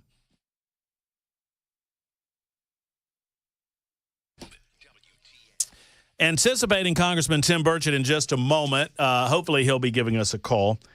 He just was fresh off a contentious interview with Jake Tapper of CNN. Let's find out how that went. Your call's coming up as well. Plus, if you don't want to call us, you may visit us on the super text line, 615-737-9986. Back-to-back super. So I'm being accused of being hard on the callers today. So we had the previous caller, Michael. Michael said, "Oh, this is all performative. This isn't enough. We're not seeing enough." That's certainly a position. I'm not going to make the perfect the enemy of the good right now. And I just wanted to find out further what Michael was expecting in the opening month. I think we've gotten a lot done. Michael, he doesn't share that conclusion. And so back to back, Weber, back to back on the super text line, I got this. One says, "I love you, Matt, but dang, you're hard on your people." Okay. That was one. All right. And the other was, man, you got a lot of patience with these callers. As we're back to back. So listen, I just come at it as it comes to me. I'm not trying to make the perfect the enemy of the good, nor am I trying to make those of you that might see it a slightly different way the enemy of me. I love every single one of you, and I value your opinions. And I value the call from Mr. Jimmy. Yes. Mr. Jimmy, I've had a lot of people. I don't know that we've talked since I officially moved to the afternoon slot. And I've had a lot of people ask about you and how you're doing, and I cannot be happier that you're giving me a call. Once I talked to you once since you moved to that slot. Okay. I congratulated you on getting that slot. Well, you got a better memory than me, Mr. Jimmy. I appreciate you calling today. How you feeling? Oh, pretty good for an old fella. Well, I'm glad to hear that. I'm glad. I need to get back down to Shelbyville to say hey. Yeah, well, this morning on the morning show, I think Chris and all of them said all they were going to bring was a pair of scissors to your haircut on the March the 4th. They kind of talk like that they were gonna cut your hair then with just scissors, no trimmer. Well, that's a lot of loose talk on that morning show, Mr. Jimmy.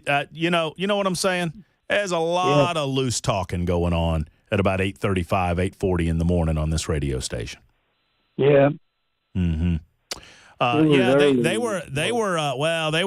were telling me that it's my understanding they said that I promised to shave my head too, which I never did, Mr. Jimmy. I said that I get a buzz cut. Well, I never heard that either. But I'm going to get it cut on March 4th, one way or the other. I think I'm going to what do you think, Mr. Jimmy? I think instead of shaky Dan Mandis or Chris Hand or Chad Benson for that matter, I think I'm going to let a professional do it. What do you think? Maybe, yeah. Get your own barber to do it.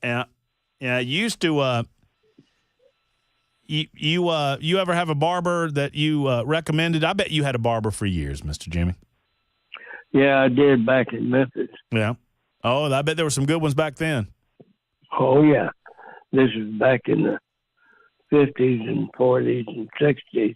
Well, you don't mind those morning show folk. They make a lot of things up on that morning show. Oh, yeah. Yeah. I get up. That's what I listen to. I keep this on the y'all's radio station all day. I'm going to wear, that belt buckle you gave me? Yeah. I'm wearing that to the thing March 4th, Mr. Jimmy. So I wish you could be there. That's 1978. That's right. I think it was the 75th. Harley belt. 75th anniversary belt buckle. I cherish that. Yeah. Well, Mr. Jimmy, I'm glad to hear from you. Don't you worry about my hair. They're not going to take it all. Yeah, okay. Well, all right. Don't shave it. All right. Take care, Mr. Jimmy. You have a good one. 615-737-9986. What a great guy. Alicia is next in Murfreesboro. Hello. Am I saying your name correctly, Miss Alicia? Yes. Well, I'm glad that you called. Well, thank you. Okay. I'm a first-time caller. Oh, well, welcome in. Thank you. I enjoy your show. I just had a couple of thoughts going back to, I think it was Michael that was giving some of his thoughts on the DOGE letter, requesting that all federal employees submit, their accomplishments for the week. Let me preface by saying I've been in education for 35 years. And every week I submit plans, accomplishments, goals for the next week. I mean, that's nothing new. If you want to keep your job, you do what they say, And I don't have anything to hide. I put in a lot of hard work and a lot of extra hours.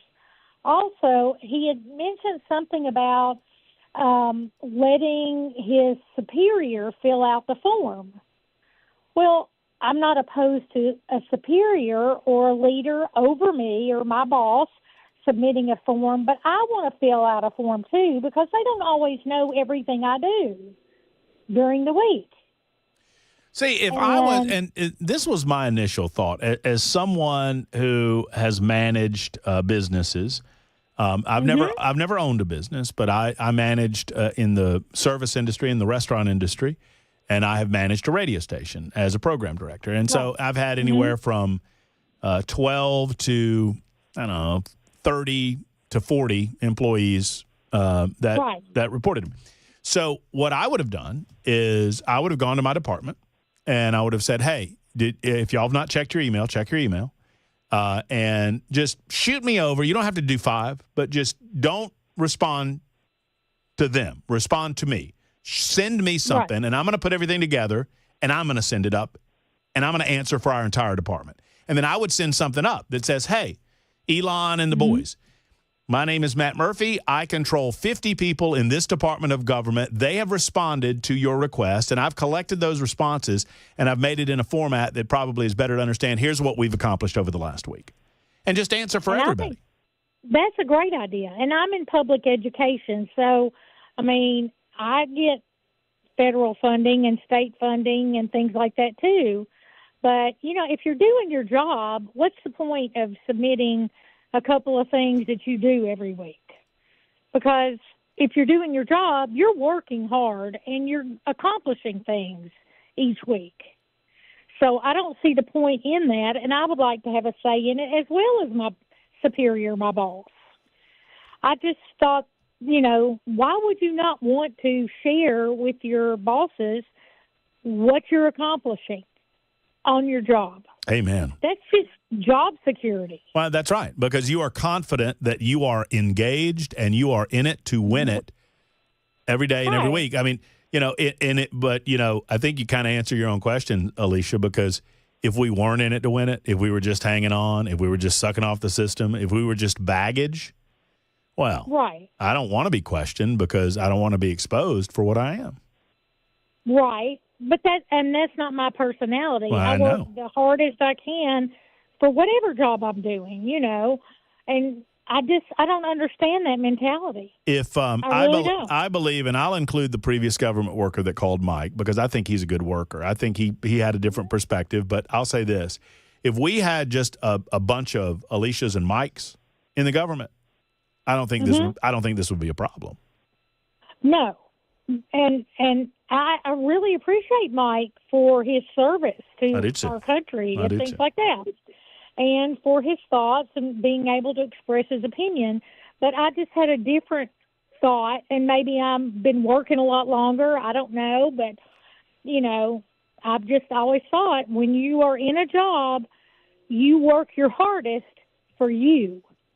Like, no, I'm not competing against anybody but me. I love it. So that's the type of Alicia, please don't make your first telephone call to our show your last. Please call me back anytime, okay? Well, thank you very much. This is such a pleasurable, and you're right. I mean, she's right on target. If you are self-motivated and you're doing it for yourself, if you're doing it out of sense of accomplishment, that you want to be 100%, look, this show would be nothing without Chris Webber. And I don't have to motivate Chris Webber. Chris Webber motivates himself. I'm not kidding, and I'm not saying this to butter his bread. He doesn't need his bread buttered by me. But and he's now I would like a snack. So would you go butter me some bread, please? Well, I'll do anything you need. Just he was doing a little happy dance. I mean, but it's true. And self-motivated people can identify other self-motivated people, and they get it, right? I'll tell you, one of my experiences working as a program director of a radio station, I was probably, I think we had at our zenith 14 people total. We were live and local very much. I mean, it was very similar to Super Talk 99.7 WTN. We had a morning show, midday show, afternoon show, producers. We had news folk. We had part-time people. And so there's maybe 12 to 14 people. And I was good friends with the operations manager down there. We're all friends and family. But he was over the entire programming staff. And we would regularly talk about people not responding to emails. It drove me insane that I would, and I was probably a much nicer manager than you guys think I would have been. But when I rarely had meetings, but when I would have meetings, I would say, would you please, not please, check your email. Checking your email is a part of your job. It is a part of your job. It is not a choice. It is not a nice to have. Your email represents the old school, and we still have them down there. Nobody ever uses them. Those little boxes in the mail room with your name on it, and people put correspondence in there, and you're expected to check that correspondence. That's what your email inbox is now. Check your email. And you know who I was yelling at more than anybody? The most entitled people in a radio station are the hosts. And it's not even a question. It's not even close that the hosts of radio shows have egos and they think they're above the waterline somehow.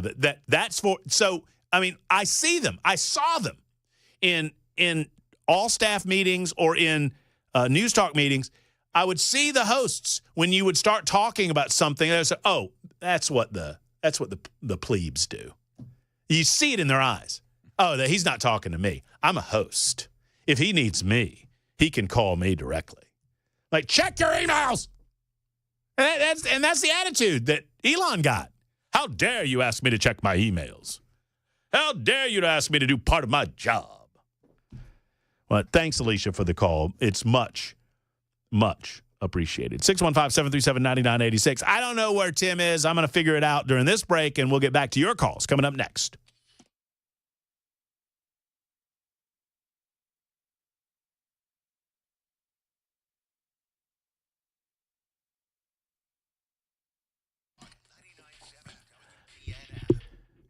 Go where the pros go. Go to Dickens Turf and Landscape Supply. Dickens Turf and Landscape Supply is your one-stop shop and your one-stop source for all Kawasaki engine parts and service.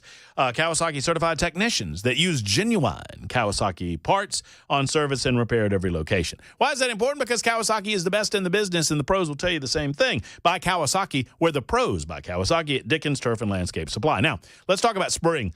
Because it'll be here before you know it. And now, right now, is the time to apply pre-emergent to your lawn.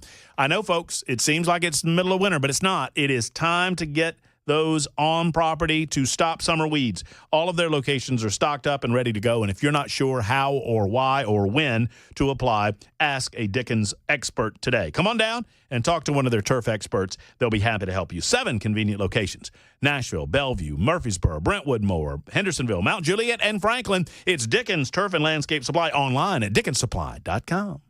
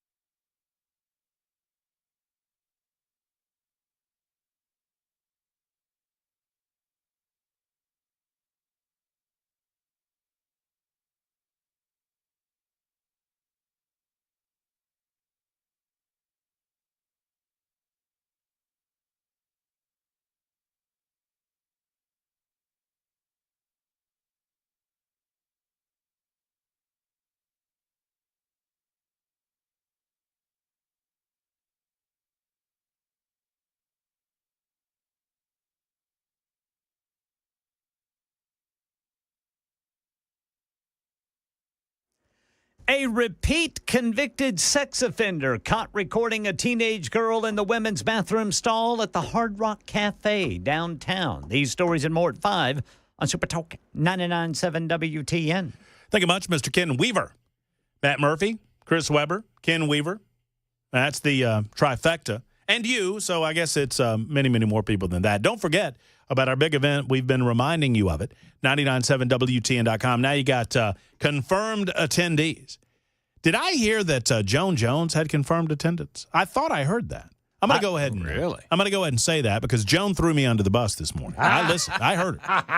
So I'm going to throw her under the bus. Joan Jones is definitively going to be there. Not a question, and don't let her lie to you and say she's not. Joan Jones will be there. Matt Murphy will be there. Chris Hand, I'll get my hair cut there. One way or the other, my hair's being cut. It's going to be either cut a little or cut a lot. We don't know yet. Not going to be shaved.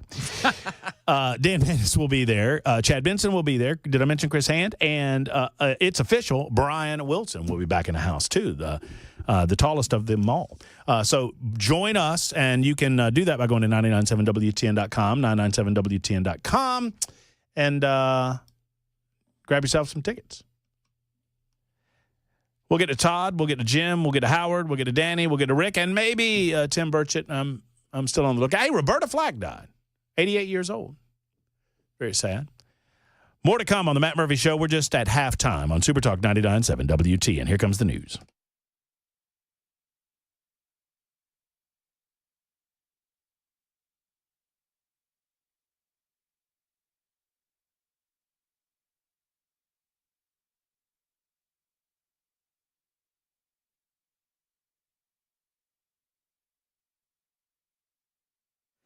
Five o'clock on the dot. I'm Ken Weaver with your top stories. Full forecast and traffic in 5 minutes. And right now in Nashville, Metro Police say 34-year-old James Josie III was arrested Friday night at the Hard Rock Cafe downtown after getting caught in the women's restroom recording a 16-year-old girl in a bathroom stall.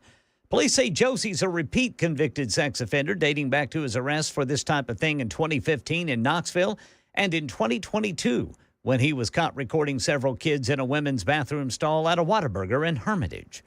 President Trump hosted French President Macron at the White House today. Trump expressing hope that Russia's war in Ukraine is nearing an end. Emmanuel, thank you very much. Great job, and it's been wonderful being with you. Say hello to your beautiful wife, and we will see you again soon. We'll be speaking often. We'll get this thing worked out. We're going to get it done. So important, and great job. Thank you.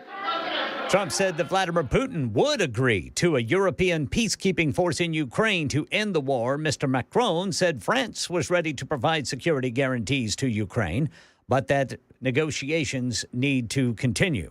Trump says he doesn't have an issue with Elon Musk emailing federal workers to fill out a questionnaire on what they've accomplished or don't respond and lose your job anyway. What they're doing is they're trying to find out who's working for the government. Are we paying other people that aren't working? Well, a lawyer for federal workers filed a lawsuit today in California claiming Musk's email is against the law. Egg prices aren't the only food item getting more expensive.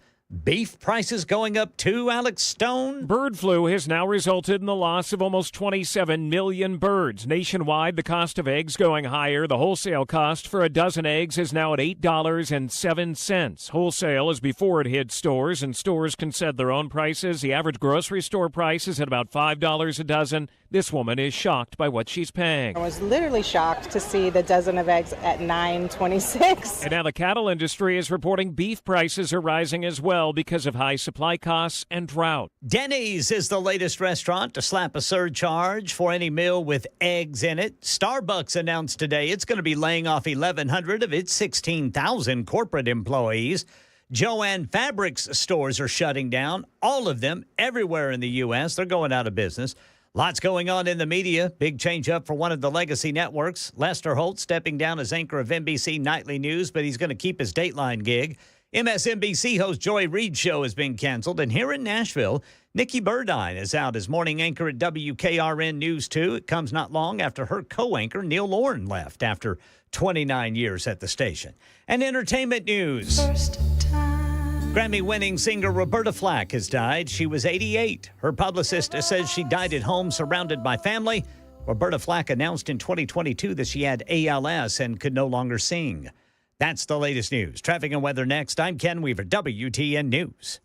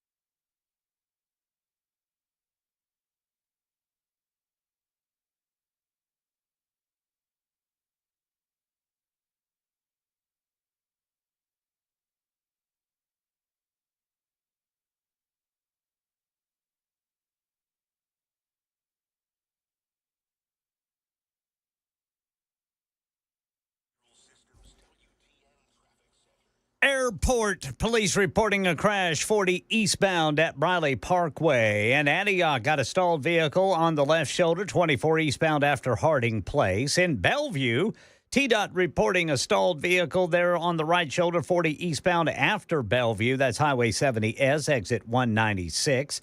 Then looks like another stalled vehicle. What in the world's going on with people's cars? Stalled vehicle, right shoulder block 65 northbound after I-24 north. And then another one. No, I already did that one, 40 eastbound at Bellevue.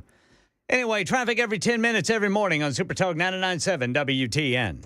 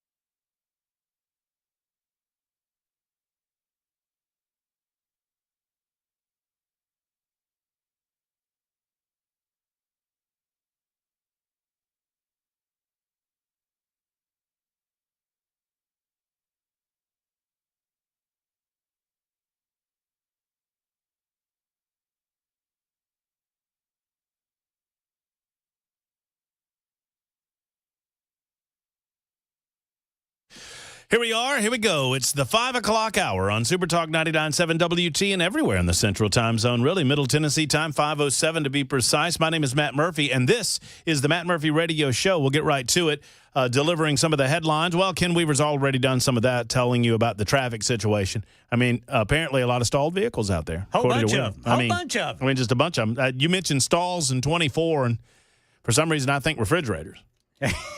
Furniture. That sort of thing. But, yeah, there's a lot of things going on. If you're just getting in your car on your way home, just be careful out there. Drive, safe and sound. Just remember, as they always say, it'll be there when you get there. Unless it has already left, in which case I don't know what to tell you. 615-737-9986 is our telephone number. I need to make a point of clarity. I know that we're violating the terms of our agreement with the hour of you-know-what. So I guess I have to say it in order to explain it. We've decided to have an hour of Doge. And I've instructed Mr. Chris Webber that every time I say the term, now it's not saying the Department of Government Efficiency, that does not trigger this. When I say Doge, you see the doors open and the people come in and they start taking government officials away because we gotta shrink the size and scope of government. But there's a little bit of confusion because apparently in the last hour, several callers said the term, and we've just got to clarify. This is a host-based gong. Yeah, that's correct. Because mainly for this reason, if I gave you people out there the power to say Doge and hear that, I don't trust you not to abuse that power. Yeah, that's why we have some proprietary voice-active software that only registers with your voice. That's right. I mean, that's why it's so automatic. When I say Doge, then it happens. If you said it, it wouldn't happen that way. Yeah, see, even I can say Doge. Nothing happens. Nothing. See, Weaver. Doge. No. See, didn't work. Yeah. Doge. See, wow. I didn't realize they would get me with the whisper. Yeah, that's very sensitive. It's a very sensitive technology. This is sort of your newfangled AI type stuff. So for those of you confused, no, it's not when you say it. It's when I say it. And we've been saying it way too much because I'm trying to compress everything in an hour. I don't know if I'm going to be able to do it, but it is a big source and topic of conversation. And we do have some legitimate breaking news on that front. Elon Musk, of course, Friday, it was well discussed, and the media just absolutely freaked out about it, those that are still employed. More on that in a moment. They freaked out about it, that Elon Musk had the audacity, the unmitigated gall to ask workers what they did last week. How dare you, sir? How dare you ask me to explain myself to you? You're no boss of me. Well, he kind of is.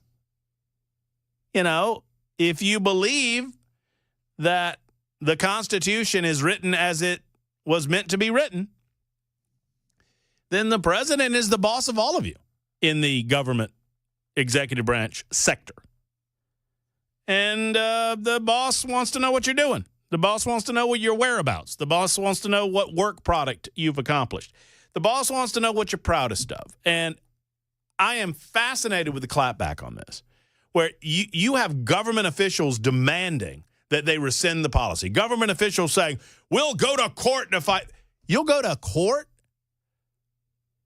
to fight over whether or not you should be held accountable for your work product, for your salary? The people pay that salary. And the people expect, just as in the private sector, salaries are paid not because I like you, not because we want to be chummy, not because I feel bad for you and the family. The amount of pay is consistent with the work product expected for the given task. I'm fascinated by the odd response. Well, I shouldn't be fascinated. I took it in the short hairs when I said a week or so ago that government employees, on the whole, not all of you, I'm not talking about you individually. Most of you, I don't know you individually. And I would never suggest that you're not doing a fine, upstanding job. And there are many great government employees. There are many federal and state government employees and local employees that get it, that understand it. But there are a hell of a lot of them that don't. And I think those are the people that are squealing the loudest. I talk about my pa all the time, and he's the one that he always said, and it's an oversimplification of the concept, but he just said, hit dog barks. If you throw a rock in a pack of dogs, the one that you hit is the one that's going to squeal. And Elon Musk threw a rock in a pack of dogs to see which one squealed. The ones that are squealing the loudest are likely the ones doing the least amount of work. That makes sense to most people. Before we get back to telephone calls, your thoughts on this. John writes in and says, I would rather hear Doge than that gong. And I think they kind of go hand in hand when I say it. I'll try to limit it, John, as much as I can. Brian says, I'm getting Bruce Lee Enter the Dragon vibes. That's exactly what we're going for. That's what we're looking for. I mean, can you imagine Elon Musk's face on Bruce Lee's body? He goes in and roughs up about 28 people. They always attacked him one by one. Did you notice that? Yeah. And they would have thought of a different strategy. I would think if you just jump on him all at once. Yeah. Might have had a different outcome. Of course, if they would have just shot James Bond, I mean, why you got to tie him up to a big old slab of gold and walk out? Yeah, or hang him over some sharks or something. Just shoot him. Yeah, done. and then your problems are, and then you've dominated the world. Congratulations. Any particular Roberta Flack song you're a fan of? Anybody? I'd have to look up. Let me tell you. I know she did a lot of good stuff, but I'd have to look it up. It's better than I would have originally given her credit for. I'll say that. Killing Me Softly was huge. Oh, yeah, that is. First Time I Ever Saw Your Face was huge. Yep. But I remember this one when I was 15 years of age, slinging the hits at your favorite easy listening radio station from the 40s to the 80s, ladies and gentlemen. Oh, yeah. It's going to be partly cloudy in Thompson today with a high of 82 degrees. Right now it's 64. Matt Murphy in the morning on WTWA, your favorite easy listening hits from the 40s to the 80s. Here's a little Miss Flack. Feel like making love.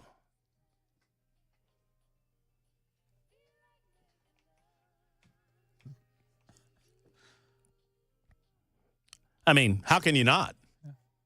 I'm still just amazed at 40s to the 80s. It was a what? It was a very odd. I forgot about this song, man. Oh, I did. I should have remembered this song. It's a good one. It's my favorite. Son of a biscuit eater. I could have used that. Play that one tonight, Weaver, when you get home.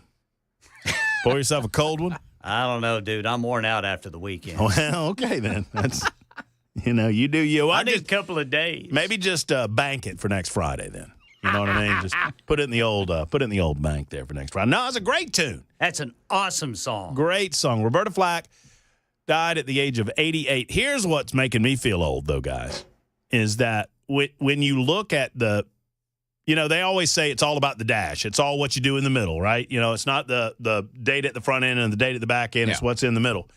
But now, 88 years old, the date at the front end is 1937. And I don't know. That year just keeps creeping up on us. Yeah. I guess that's the way it works.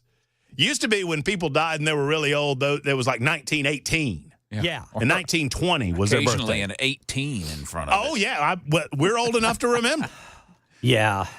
Youngsters gather around the radio as Grandpappy Weber, Weaver, and Murphy, as the three of us tell you about the olden times when men were born not in the 1900s, but the 1800s, and women folk. Yeah. You're almost old now if your birth date begins with a 1 and not a 2. I mean, they're adults. You're right. Yeah. They're born in the 2000s and up. I mean, you're 25, 24. They have kids. Yeah. That's crazy. Son of a biscuit eater. I keep thinking like in less than 13 years, I'm going to be 70. I need to feel better. Good grief, if 57 feels like this, what's 70 going to feel like? We're so old. We feel like it. We can't do anything about it, but we feel like it. Son of a biscuit eater. Well, don't feel too bad, Ken Weaver. You got plenty of good years left in that body of yours. I think I do. I've been walking every morning, man. I'm going to get my shoulder shaved. Yeah, that's right. The ball of my shoulder shaved, and then I'm going to be right as rain. Get that goat's ball shaved off in there. And the old goat's beard. Oh, goat's beard. Hello, Todd. What's going on, buddy? How you doing? I'm great, Todd. Thank you for calling. Hey, I just wanted to maybe give a little bit of support and hope to Michael, who called in earlier, who feels like things just aren't moving fast enough. Yes, sir. You want to get Fauci? I think you can get Fauci. I don't think there'd be a problem with that at all. Bring him before Congress, put him back under oath. He'll perjure himself. I guarantee you. And he can't. That's the benefit, and they need to get that done. And I will agree with you there. And as you well know, Todd, they can't. He can't claim Fifth Amendment privilege anymore. Nope. And then you've got your people like AOC, Schiff. You've got your corruption, and I think it's the first light switch has finally been hit. The cockroaches are just now responding to what's going on. So, I mean, they haven't quite scattered yet. But they're running. They're going to. And I think it's going to be on both sides of the aisle. I don't think we're just going to see Democrats going up for a lot of corruption charges. I think there's going to be some Republicans in there as well that are going to have to take their licks as well. But I don't know. It's going to be interesting to see. I'm excited. I'm excited to see what Cash and Dan Bongino, yes. We've not mentioned that. Congratulations to old Bongino, who is a talk show host in his own right, had a very successful talk show on a variety of Cumulus media platforms, has had a podcast for years, former agent within the Secret Service. He was a New York City police officer, and he is now the deputy director of the Federal Bureau of Investigation. What about that? I'm looking for him to shake some things up. Trump's first term, he had bad picks. He listened to the wrong people. This time he knows better, and I'm kind of excited to see where this goes. Amen, brother. In a long time. Well, Todd, I'm gonna maintain optimism as well. I understand Michael's skepticism. I don't think I understood the anger. I mean, I think if we were 6 months in, I could understand his attitude, right. But I understand the skepticism. I understand that there are some that can't believe, and I don't think we're going to get to every place that we want to be. I don't think that you're going to see wholesale. The people that want to see, and thank you, Todd, for the call. The people that want to see wholesale roundup of political opponents, and that's not going to happen. But individually, as these are investigated, if there's nothing wrong in the world, now Democrats will howl, and the mainstream media, the little sycophants in the media will howl. But if you discover that political operatives have been committing illegal acts, well, then my goodness, you've got to do something about it. The rule of law matters. I mean, the Democrats spent 4 years telling us that it mattered not that Donald Trump was a former president of the United States of America. They went after him with everything they had. 4 separate court cases. So why shouldn't we go after Adam Schiff? Why shouldn't we go after whomever is engaged in illegal style activity? And I believe, did Michael and I make an official bet? I'm not sure. I'll consider it official. I mean, you did kind of agree to it. We agreed to it, but there was no real handshake. But here's the thing: is that if they really, I feel like, and I'm not trying to put words in Michael's mouth, but I don't want hedging on it. Partial list is a list, right? If they omit certain names, Michael, I don't want you coming back at me and saying, "Oh, well, they omit." I mean, because we don't know who's on the list, so I don't know when the list is complete, when it's not. So I don't know what the parameters are, but I believe Pam Bondi when she says it's on my desk and I'm preparing it. And if she doesn't release it, then she's going to have to answer to that. 21 after the hour, I'm answering more of your calls. Howard is a first-time caller out of Live Oak, Florida. Wow. He's our Florida man of the day, and he's coming up next on Super Talk.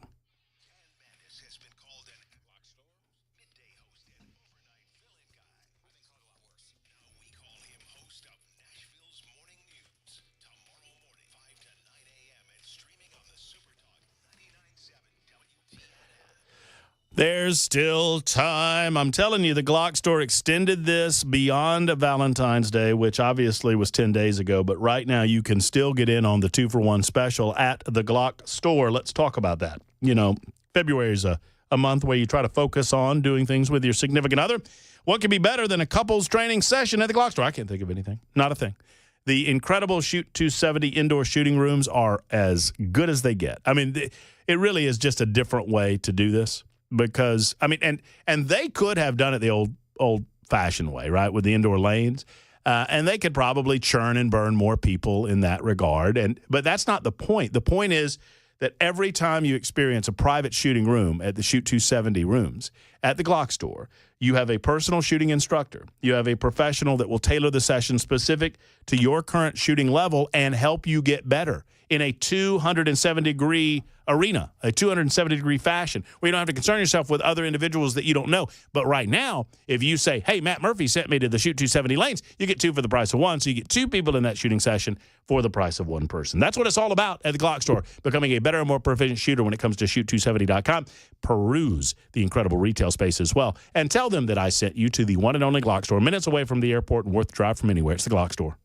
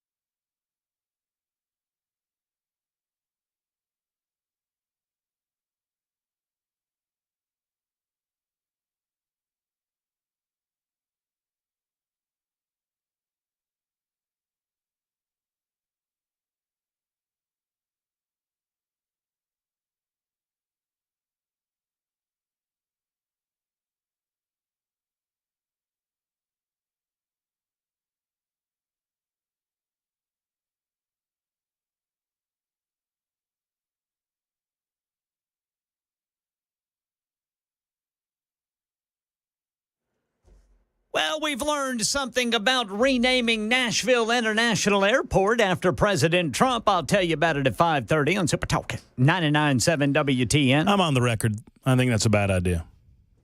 Going on the record, are you, Brother I'm on the Murphy? record. It's a $10 million thing, and I just don't. I mean, I'd rather name it after Dolly Parton.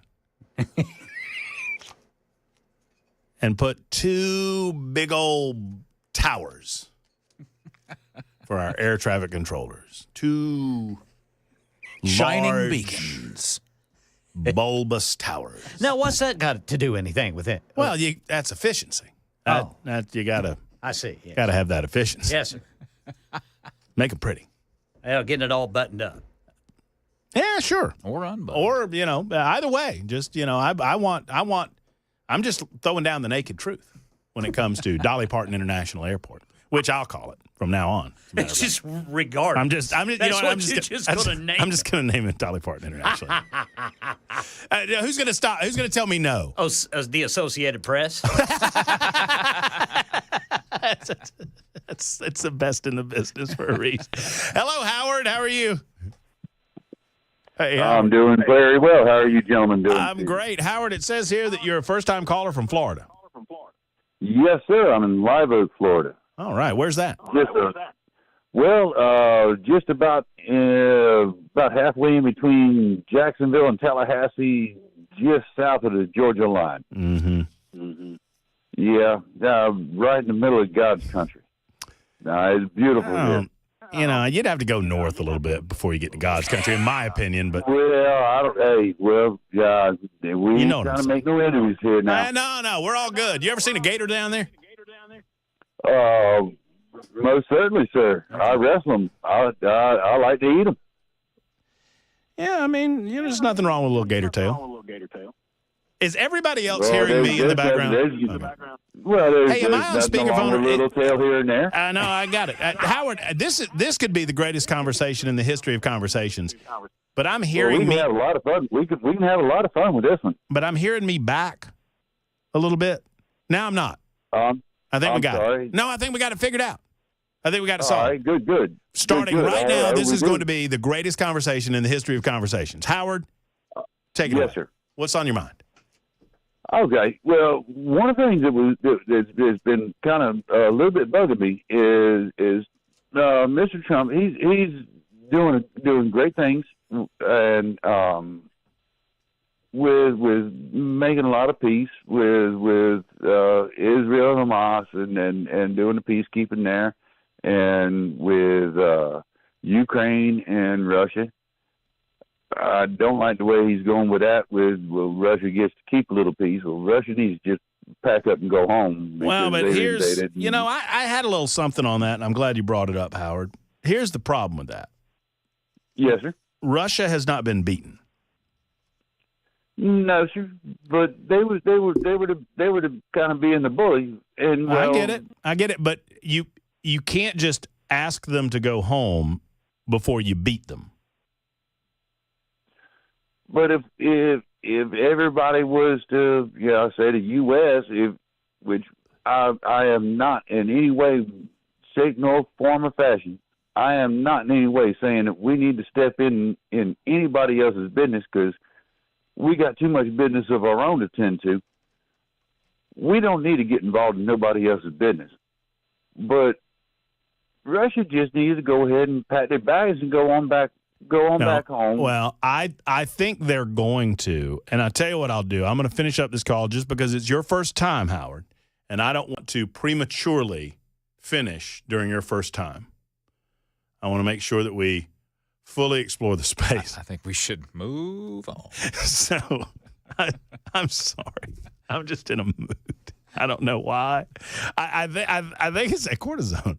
I think the cortisone shot that I had in my shoulder earlier today is making me absolutely mentally insane. Well, we're real close for you needing some mouthwash. I mean, well, maybe so. I just want Howard to have a good first experience. I want him to talk about his first time years down the road and talk about what a wonderful experience it was.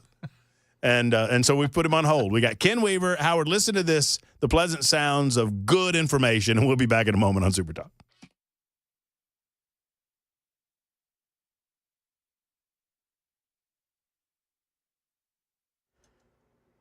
5:30 on the dot. I'm Ken Weaver with your top stories. We've got the full forecast and traffic in 5 minutes. And here in Tennessee, we're learning that a bill to rename BNA after President Trump didn't make it. So BNA stays BNA for now. A Republican State Representative Todd Warner of Chapel Hill introduced it just a few days after Trump took office for a second term, wanted Nashville International Airport renamed after Trump. But Channel 4 says that bill never gained traction. Now there is another bill that would prohibit renaming public buildings until 2 years after someone leaves office, or never if they're convicted of a crime. So it's still possible BNA could be renamed after President Trump. President Trump says the war in Ukraine could be ended in weeks. A lot of good things toward peace are happening, moving it, I think, pretty quickly. He also says Vladimir Putin would agree to a European peacekeeping force in Ukraine. Another airline mishap, Delta passengers forced to evacuate via the slides at Hartsfield-Jackson Atlanta International Airport today after haze or smoke was observed in a plane. Attorneys for federal workers filed a lawsuit in California today claiming Elon Musk violated the law with his weekend demand that employees fill out a questionnaire explaining their accomplishments or risk being fired. Apple confirms this morning what President Trump teased last week. The tech giant plans a $500 billion investment in the U.S. over the coming 4 years. And Jim Ryan reports from Texas they're getting ready to get a big bite out of the apple pie. Until now, the massive servers that power Apple's artificial intelligence products have been built overseas. Now the company plans to shift that manufacturing to a 250,000 square foot factory to be opened in Houston next year. The company also plans to expand its footprint in 8 other states, including its home state of California. Starbucks announced plans today to lay off 1,100 corporate employees around the world as the new chairman and CEO, Brian Nichols, streamlines operations. That's the latest news. Traffic and weather next. I'm Ken Weaver, WTN News.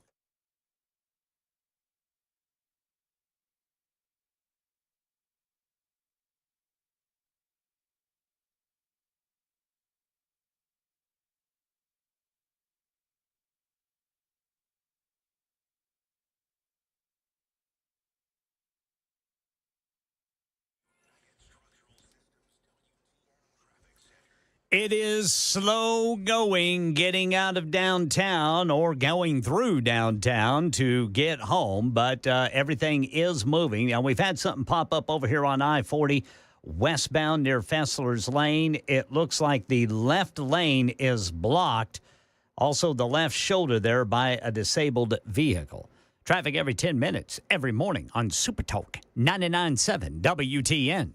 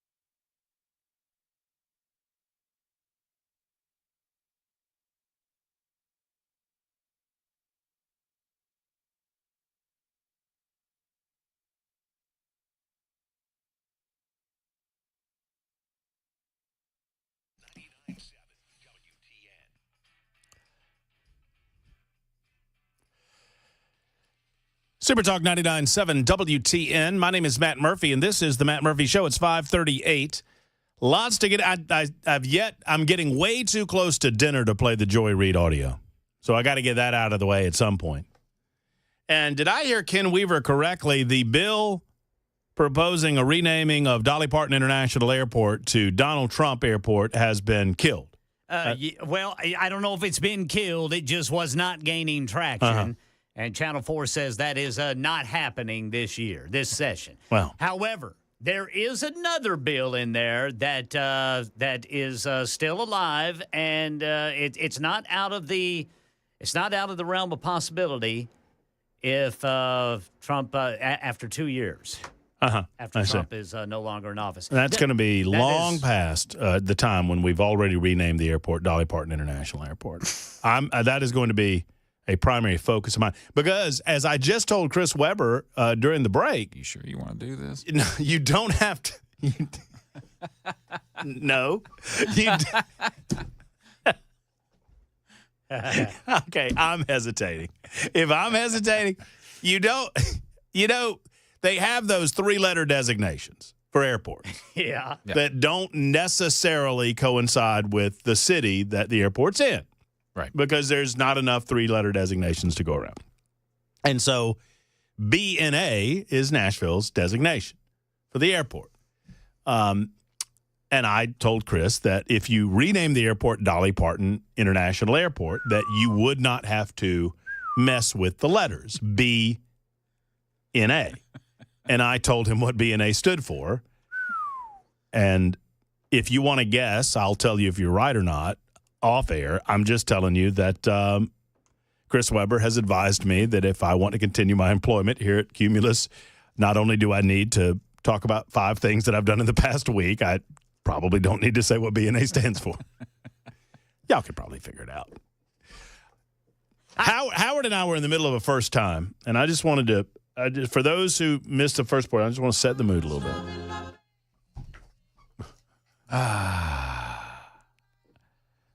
Oh, Howard, down there in Live Oak, Florida, amongst the Gators.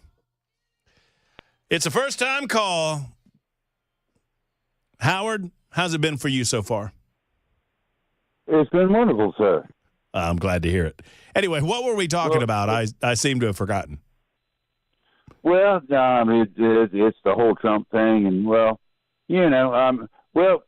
if you're gonna play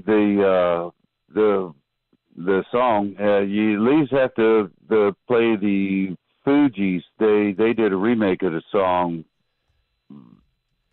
They did a remake of it. I kind of like that version. Newer remake of that song. Really? At least, yes. The Fugees. Yes, sir. I believe the Fugees did a remake of that song, a little bit newer. Hold on. Let me see. Let me see. Oh wait, no, I got mixed media coming in. Here we go. Whoa. Here we go. Can you hear that, now. Howard? Can you hear that? Oh, now, come on now. Don't. Yeah, and that's the one you wanted? Yeah, just a little bit. Just a little bit. No. Just a new version. I kind of dig it. Just some new love. Just a new love to some old respects. Okay. I mean, I dig it. It's got a beat. New love to old respects. That's all. All right. It's your world, Howard. We're just living in it. They gave new love to old respect. That's all. I dig that. I apologize. And that was a little confusing at the beginning because I had some gin sake mixed in there. I got a big gin sake clip all queued up and ready. Well, I can't. I'm still trying to learn your show. I stumbled across y'all. Me too. Probably about 2, maybe 3 weeks ago. Excellent. And I'm still trying to learn y'all, but honestly, I've been trying to find a talk show that I enjoyed, and I've got a app on my phone where I can list about any talk show I want to anywhere in the nation. And you're picking us, Howard. Well, I got to work. I got to work to be worthy. I got to work to be worthy.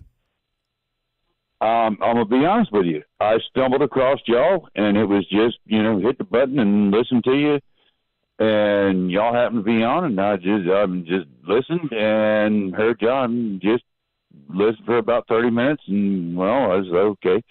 I went from it was some I don't know, it was KSFO or some, I don't know, some San Francisco. Yeah, they that wasn't fitting. Bunch of damn liberals out there. Man. Liberals. Well, I can't discuss it. I think KSO is actually a pretty good station. But well, Howard, God bless you. You it didn't fit, but y'all fit. Well, I appreciate it. I like your honesty. I've heard you interview a young lady. Well, I say it was a young lady. She had a very young voice. I'm assuming she was a young lady, but you interviewed a lady from your district, and you asked her some honest questions, and you got some honest answers. Mm-hmm. And that's not something that I'm used to hearing from talk show hosts. Well, Howard, let questions, and you get them. Let me tell you, thank you, and I appreciate you, and we will strive every moment of every day to be worthy of your listenership from Live Oak, Florida, and I appreciate your telephone call, Howard. You keep listening down there. Much like first times in the past, it started off great and then kind of faded at the end. You know what I mean? I feel like that. I feel that way. I may know what you're talking about. Yeah, I feel that way. But Howard, God bless you. And in all seriousness, thank you for listening down there. You've got a lot of choices. There are more choices. It's not just your radio dial anymore, right? I mean, you have choices all over the country. You have choices for podcasts and for radio shows and all. And for those of you that choose us, God bless you. We appreciate each and every one of you. And I particularly appreciate those of you who are willing to hold and put up with my shenanigans while you do, like Rick has done. Hey, Rick. Hello, Rick. Maybe Rick hasn't. Maybe Rick has held so long, Rick might have fallen asleep. Rick might be in the middle of ordering food. He might be in the bathroom. Rick could be dead. Hey, Rick, how are you? I'd almost killed you off, man. Hey, well, that's not the first time, Matt. So, well, God bless you. Thank you for calling. I just had one comment that I mentioned to Chris. Has it, they've had a hissy fit over all this the waste and abuse, but they never mention any waste and abuse. They just say that all these poor people are getting their jobs cut. But what about Biden? When he first got into office, they never say a thing about that. He cut 100,000 perfectly good, high-paying jobs with the Keystone Pipeline. And they never said a thing about that, and he did that on day one. And that led to, I believe, the situation with, Russia was given the oil he approved their pipeline and cut ours out.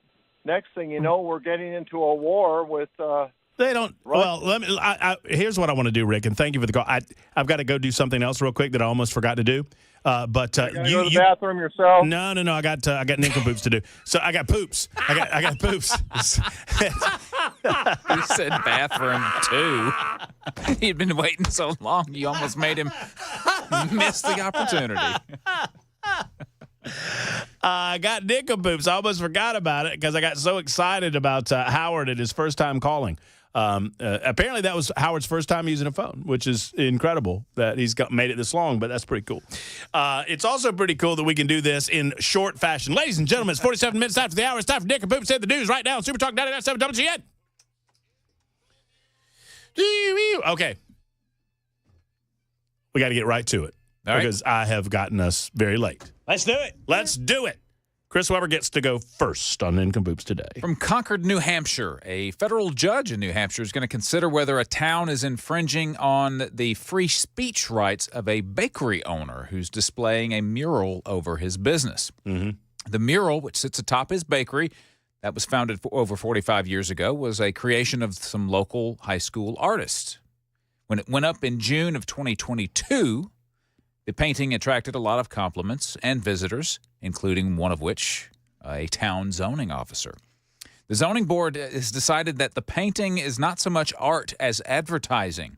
The board determined that it was a sign, so it could not remain because its size violates the local code dimensions for a sign of a business, which is about 90 square feet. It's a fairly large sign. The sign in question is the roof of this said bakery, and it's a bright painting that shows sunbeams shining down on a mountain range made of sprinkle-covered chocolate and strawberry donuts, a blueberry muffin, a cinnamon roll, and other pastries. This was just way too much for the town zoning board to allow, and they're taking this guy to court, basically saying that he has to remove it. He has refused to remove it, and he has actually filed suit against the city as well, saying it violates his free speech rights. Does not have the name of the business on it. Right. It's just the roof of this building. Big, nice mountain range of pastries, delicious-looking pastries. And he's violating some sort of code. Yep.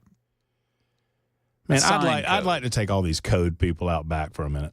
Yeah. And I guarantee the codes would get less stringent. Yeah, apparently this town has not a whole lot to do because it has enforced this against other businesses as well. Back in 2006, it said an ice cream parlor's trash cans, which were shaped like ice cream cones, were signs. What? So they had to then Where's this town again? Concord, New Hampshire. Well, somewhere in New Hampshire. I'm not sure exactly. Oh, man. You'd think New Hampshire would want people to come and visit. Yeah. Apparently not. Yeah. Well, there's bakery owner suing, asking for $1 in damages. Well, good trying to make his point. Yeah, good for the bakery owner. That's pretty good. Wins. I like that. I'm going second because I feel like Ken Weaver's going to beat us all. Mine and mine's going to be very quick. All right. My nincompoop, all the people that fell for the fake news story without corroborating it regarding the Philadelphia Eagles earlier today. Now, I'm not saying that I know what the Philadelphia Eagles are going to do or not going to do, but I have a White House source. He is not in the White House this term, but he was in Trump's White House before, and so it's a third-hand source. I admit it, but I'm not coming at this all half-cocked. My source tells me that not only have the Philadelphia Eagles not declined a White House invitation, the White House has not sent one out yet. I was going to say, it just happened. It just happened. So a lot of people were on the internet going, oh, the Eagles suck, and the Eagles, blah, blah, blah, they refuse. They might, and we might have that conversation. Let's wait until it actually happens. The internet is full of bad sources, and there's a lot of people that say things they know that's not true just for clicks, y'all. Yeah. That's the world we live in, and that's what happened today. This all started, it started from a newspaper with affiliation with the New York Times from Pakistan. I'm not making this up. It's called the Express Gazette. Started this story, and it's exploded everywhere. There is no information that the White House has extended the invitation, so much less that the Philadelphia. And they might decline, and then we'll talk about it. Yeah. But until then, let's calm down, everybody. Yeah. Mr. Ken Weaver. Florida Wingstop manager allegedly tossed hot grease and ranch dressing at customers during heated argument. Delicious. I can't take credit for it. For that line anyway, but that's a great lead line. That's a good line. This is out of St. Port Lucie. 19-year-old Carnell Irene, charged with aggravated child abuse and aggravated battery. Ooh. My question is, what is a 19-year-old doing managing a Wingstop? Nonetheless, the whole thing captured on cameras inside the restaurant. In the video, an employee identified as Irene can be seen behind the counter interacting with a seemingly upset customer who walked up animated and waving her arms. A male employee can be seen trying to hold Irene back during the interaction before a second customer comes up and appears to start yelling at the employees. Well, that's when apparently Irene grabbed a bottle of ranch dressing and started squirting it toward the two female customers. Oh, the squirt. The women allegedly responded to that by throwing a straw container at Irene. Everything's pretty much harmless up until the point Irene goes behind the, she goes back to the kitchen and comes back with a container of hot grease. Let's go. Tosses it over the counter toward the customers. Irene told Port St. Lucie police that the customers were being loud, disruptive, and verbally abusive when she allegedly admitted to throwing ranch and hot grease at them. It's unclear if Irene remains employed at Wingstop or if anyone was injured during the incident. I want to know who had to clean up that mess. That's what I want to know. Exactly. Yeah, poor Irene. Her management skills are... A 19-year-old Irene, she's going to learn a few things. Yeah, I mean, I get it. I'm sure that the customers probably deserved something, I mean... You're escalating the situation considerably when you go from ranch dressing to hot grease. Well, yeah. I mean, she grabs the ranch dressing, they throw a bunch of straws at her, and then that's what broke the camel's back. Irene's like, let's go. She goes in the back and gets some hot grease. Good night, Irene. Yes. As the now that could have really hurt somebody. Now. Yeah, that's nincompoopery of the highest order. That's how we play, ladies and gentlemen. Nincompoop said the news. Vote. Early vote often. 615-737-9986. I never win. Just I'm noting. Get a rerun. I never win. I need a victory here. I'm like rerun, chasing the truck. Y'all are in the truck laughing just like that. And I'm running behind. It's 54 after the hour on Super Talk.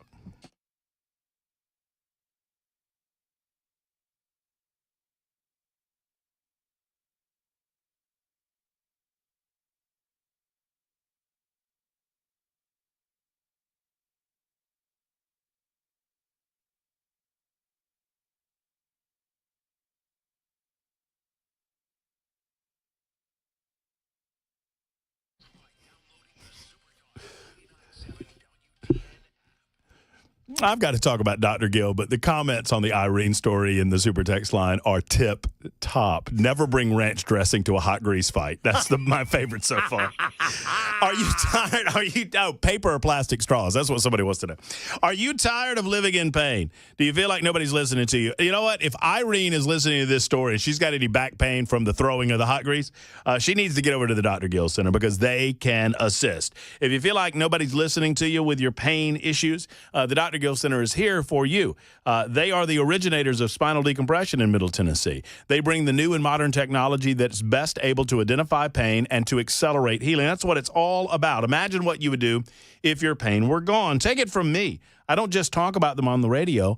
I am a patient, a customer of the Dr. Gill Center for back, neck, and chronic pain relief, and I can testify to the efficacy of the work that they do. They get you out of pain, and they help you continue and move on with your life. Frankly, I wouldn't have known the serious nature of my shoulder that I was talking about earlier today had it not been for Dr. Wendy at the Dr. Gill Center for back, neck, and chronic pain relief. 615-882-4838, 882-4838, or visit callmepainfree.com. That's callmepainfree.com.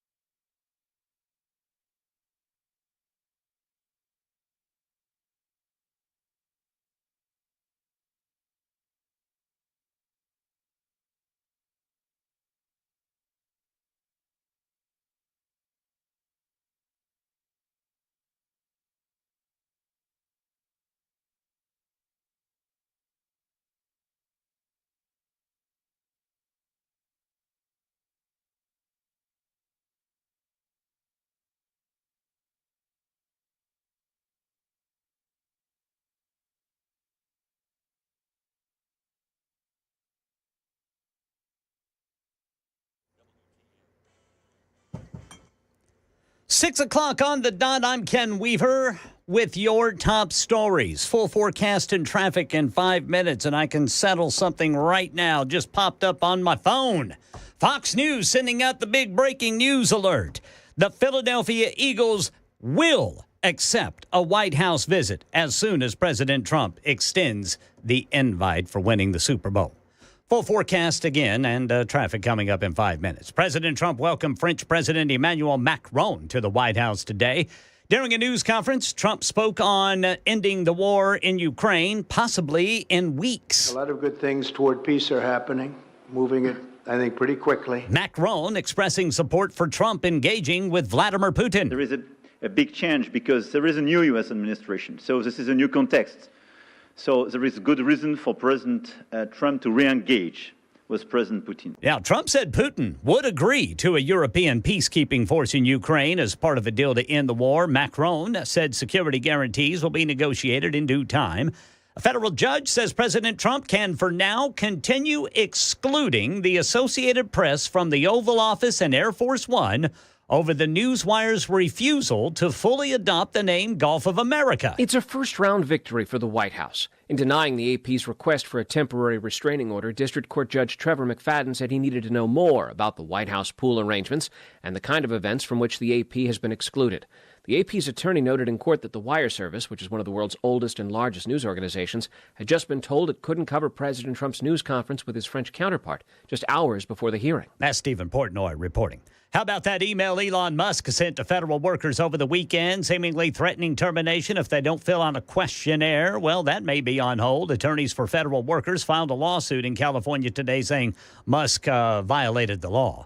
A well-known retail chain specializing in fabrics and arts and craft supplies is shutting down completely. Jo-Ann Fabrics going out of business, closing every one of its stores nationwide. Big round of layoffs announced today by Starbucks. 1,100 of its 16,000 corporate employees going to be getting pink slips. Baristas in stores and those who work in roasting and warehouses will not be affected. Meanwhile, Apple says it plans to invest $500 billion in the U.S. over the next 4 years. Plan on creating thousands of jobs, building a new factory in Houston, Texas, to make servers to power Apple's version of AI.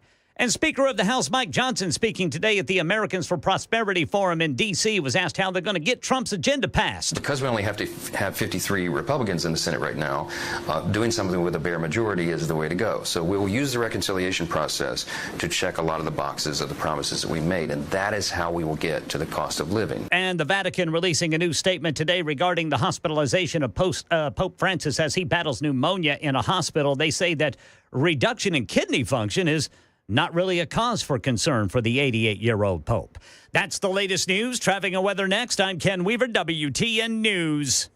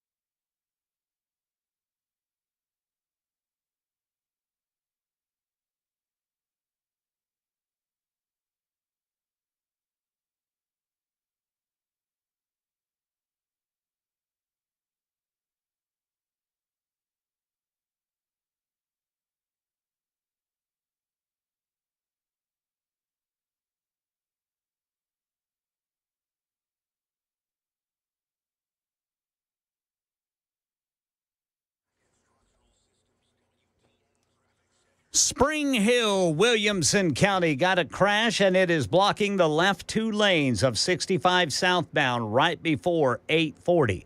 Back up here downtown Nashville in the Gulch, a crash. Off-ramp partially blocked, 40 eastbound to DeMunbrian. In Jolton, got a stall, right shoulder blocked, 24 eastbound at Whites Creek Pike. 40 eastbound after Charlotte Pike. Police reporting a crash. And then in Hermitage, police reporting a crash 40 westbound before Stewart's Ferry Pike. Traffic every 10 minutes every morning on Super Talk 99.7 WTN.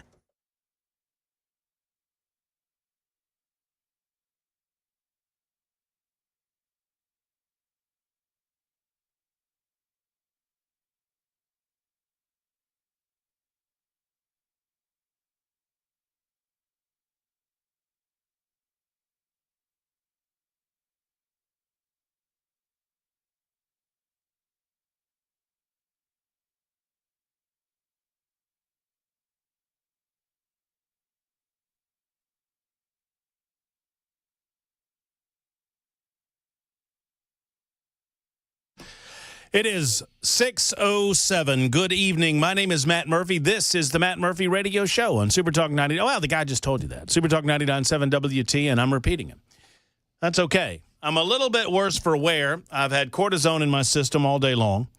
I just thought, you ever get one of those emails that somebody's trying to sign into your Facebook account? Oh, yes. Yeah.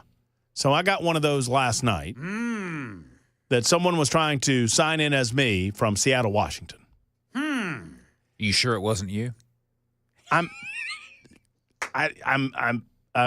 almost positive. Right. But see, here's the thing.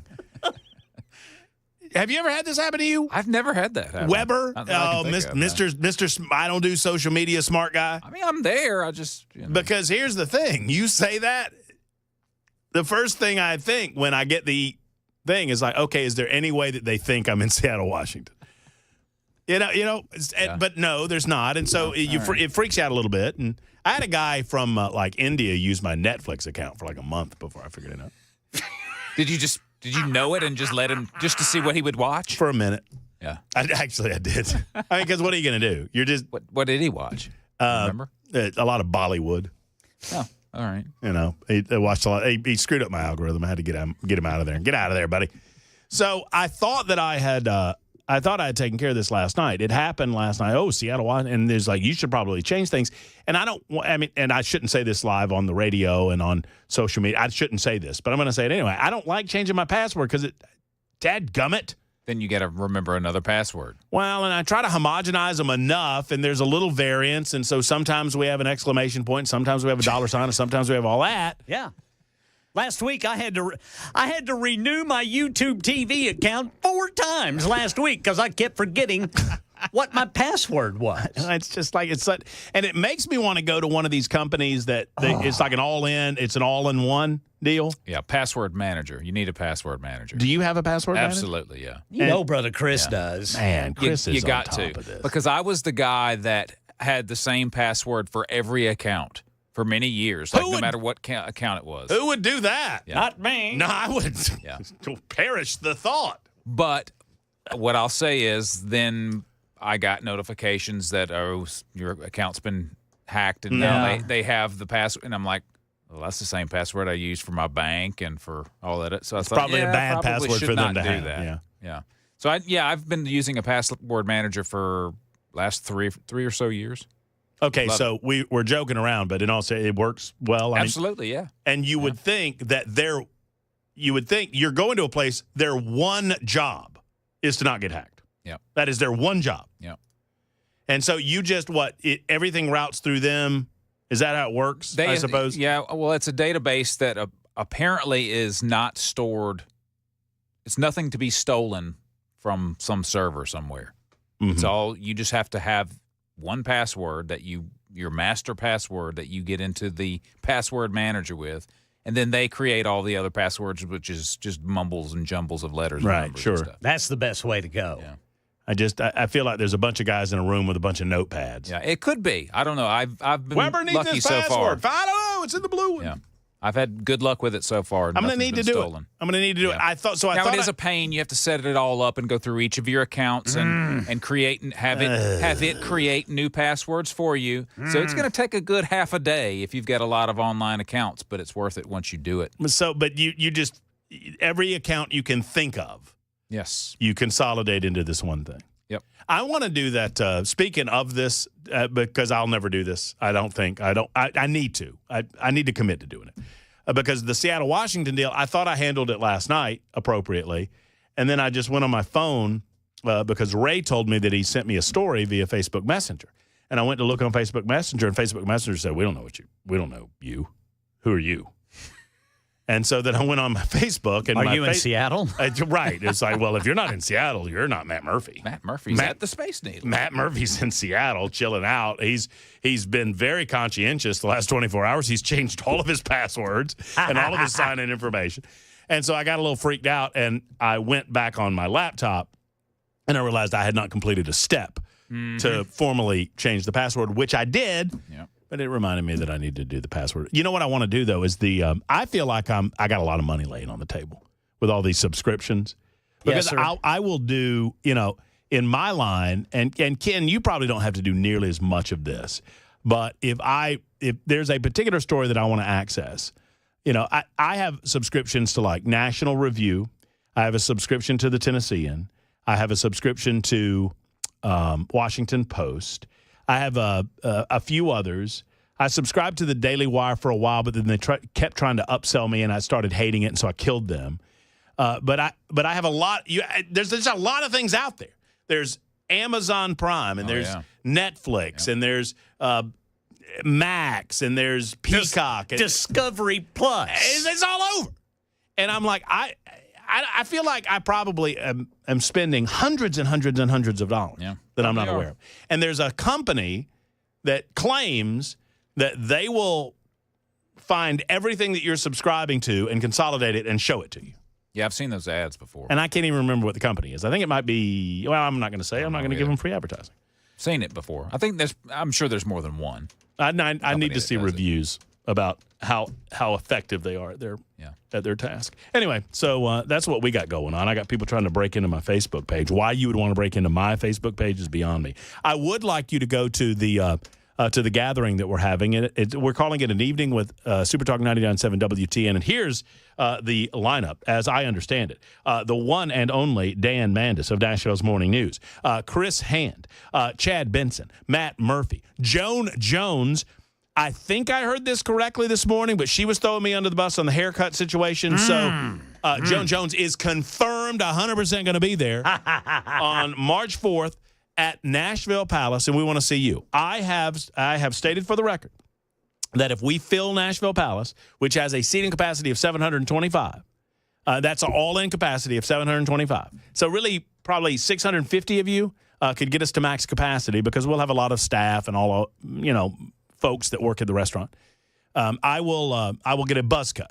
My word's buzz cut. Now, a lot of people are throwing loosey-goosey talk around head shaving and using that language. Not so. But if you sign up, you will see me get my hair cut one way or the other. And if we fill the joint, you will see me buzz that hair. So there you go. 615-737-9986 if you'd like to get involved. And yes, I see all of y'all over there telling me the name, the monitoring of the subscriptions, and I appreciate all of that. 14 after the hour. Let's do this real quick. Just to demonstrate where liberals don't really have any ideological center. And they demonstrate this over and over and over again. And I just play this as a point in time. It's going around the internet. You've maybe seen it, but it bears repeating if you have. It demonstrates how the left has no moral compass and they have no ideological foundation. They change their position on issues with the circumstances that benefit them. All they care about, they don't care about American workers. All they care about is power and control. Let's take the Wayback Machine to a time when Jen Psaki was the press secretary and Peter Doocy had to wear a mask over his face while he asked this question.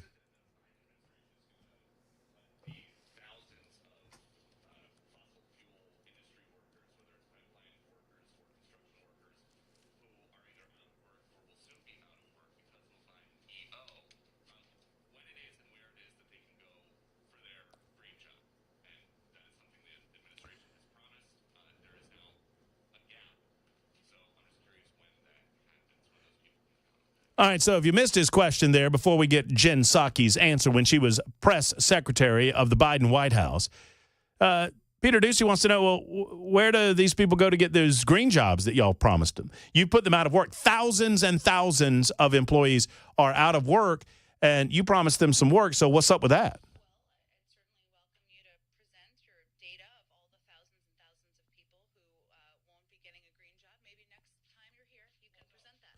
By the way, this smug woman, well, I would love for you to present your data that none of those people got a green job. None of them. 4 years later, not one of them. Gingers have no souls.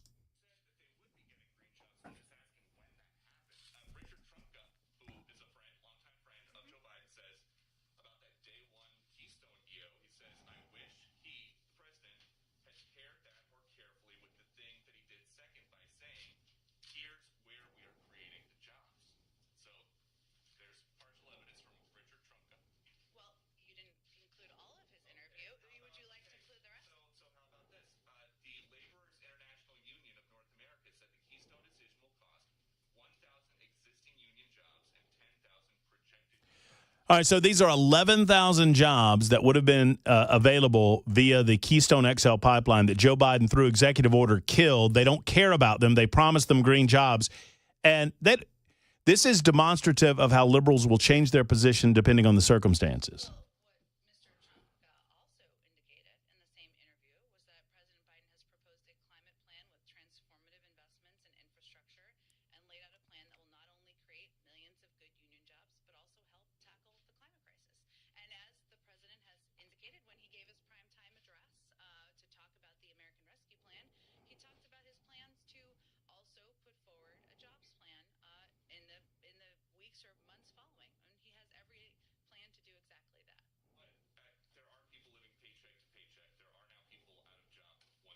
Yeah, and Peter Ducey is right. And it was during this same exchange that Jen Psaki, you need to learn code. It wasn't that the Biden administration's mantra during the first months as they were putting people out of work, you better start learning code. When they put the coal workers out of work, you better start learning code.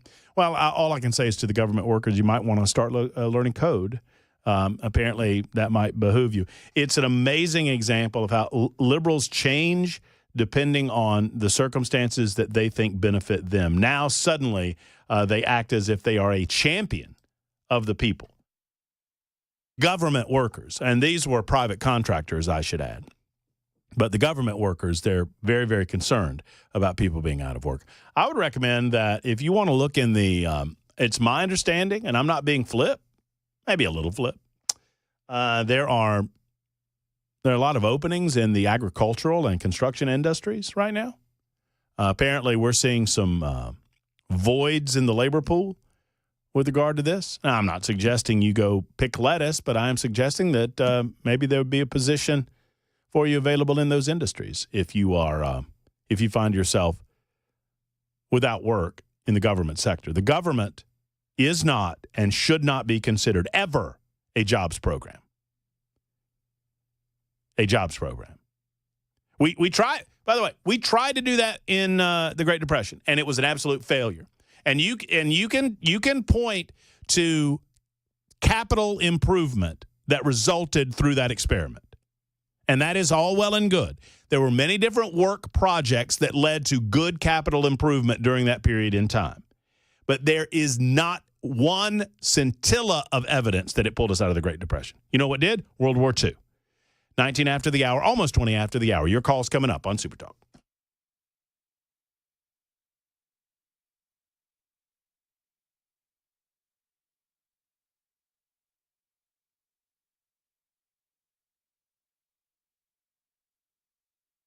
Hello, friends. Matt Murphy for PAI Medical. They are the We Grow Hair people. If you want to look better and feel better about yourself, 2025 wants you to look better. They want you to feel better. The year told me, and they do. And one way to do that is through We Grow Hair. You can grow your hair back. I'll tell you what, last year I was made aware that maybe there was some thinning back there on the crown of my head, and I went to PAI to make sure that that was not happening. Well, I found out that there was a little thinning going on. I also found out some basic facts about thinning hair, that you can lose a good portion of your hair before you actually notice it going away on your head. Nobody else in Tennessee has the ARTIS robotic FUE procedure.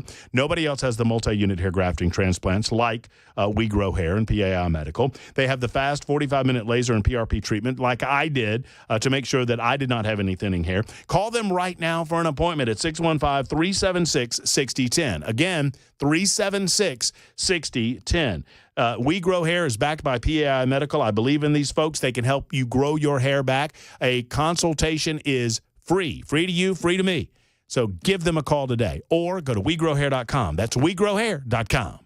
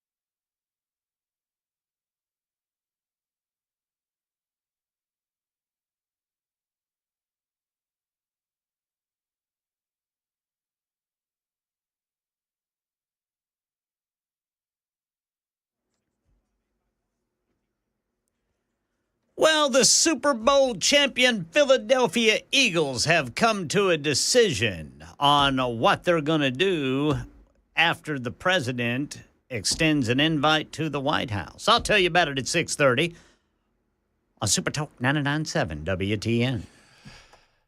I'm not going to say a word about it.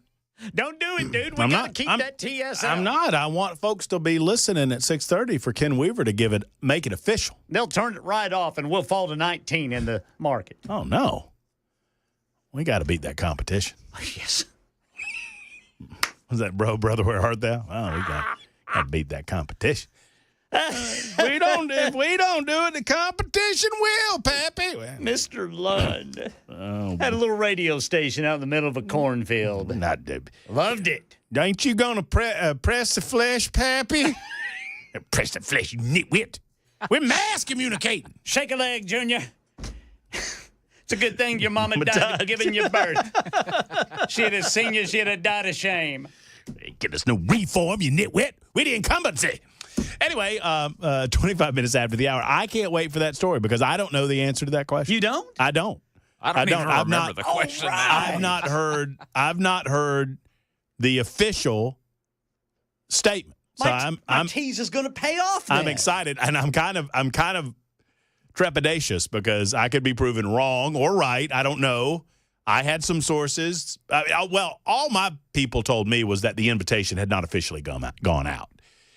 So we're going to listen together. While we do, let's get to a few calls. My goodness gracious. Danny, I owe you a bottle of water and an ink pen used by me. Oh, not at all, sir. Good evening. I want to thank you. I noticed my Wi-Fi dropped while I was on hold, and the easiest way to tune into the radio station was to just stay on hold. Oh. So I appreciate you keep me on hold that long. Well, hey, it's true statement. My pleasure. Sorry, Dan. No, man, it's all good.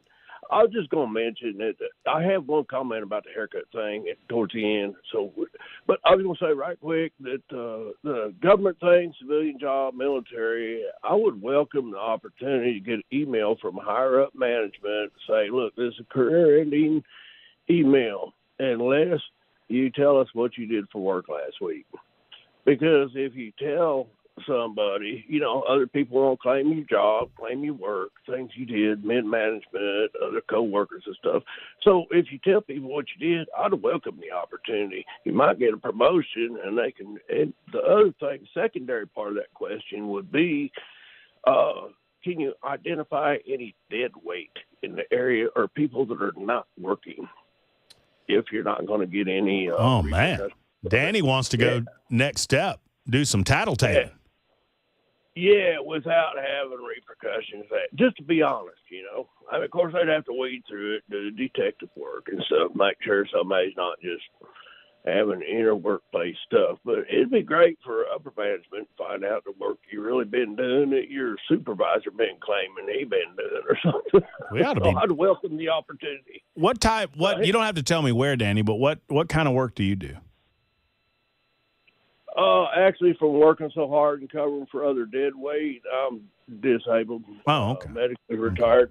Yeah, I actually did. Well, you don't have an opportunity to tattle. I was just thinking around here, I could tattle on some tales around here. I ain't gonna tattle. That's what I said. If you just say, hey, you might want to check on this, you might want to check on that, or something. But yeah, you could do it for a career advantage. But no, if y'all ready. Oh yeah, no. If they come around here, I'm gonna be loud and proud with you. Y'all need to go over that morning show, see what's going on over there. I just say, hey, look at what I do for work. This is what I do. Check it, see if it was me or somebody else. We got heavy lifting going on in the afternoons. I don't know what Mandis is doing in the mornings, but we are carrying our weight over here. That's what I'll say. All right, hear me out here real quick before we get sidetracked. I want to say joke. one thing about your haircut thing. Yes, sir. I get you, but I don't want you to cut me off. This is a very important point. All right, let's go. Let's do it. All right.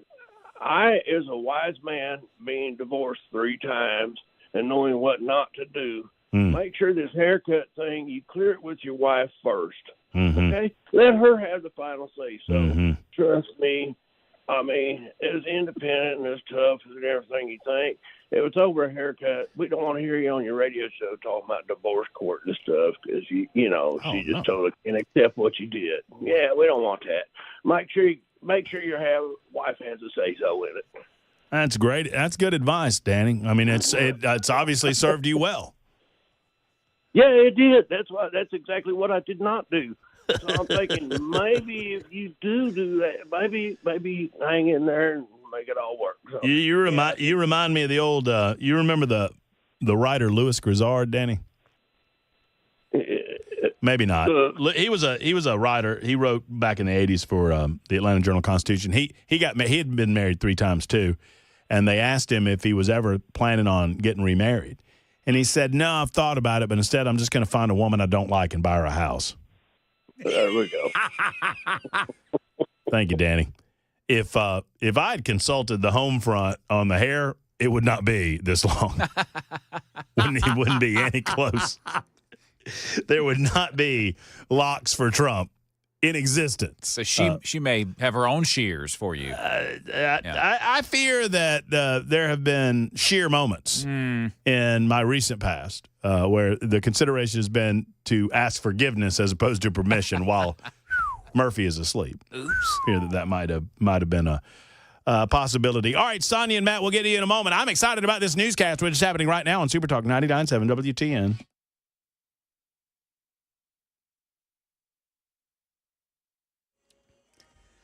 .30 on the dot. I'm Ken Weaver with your top stories. Full forecast and traffic in 5 minutes. And Super Bowl champion Philadelphia Eagles say they will accept a White House visit as soon as President Trump extends an invite. Now, they did turn one down in 2018.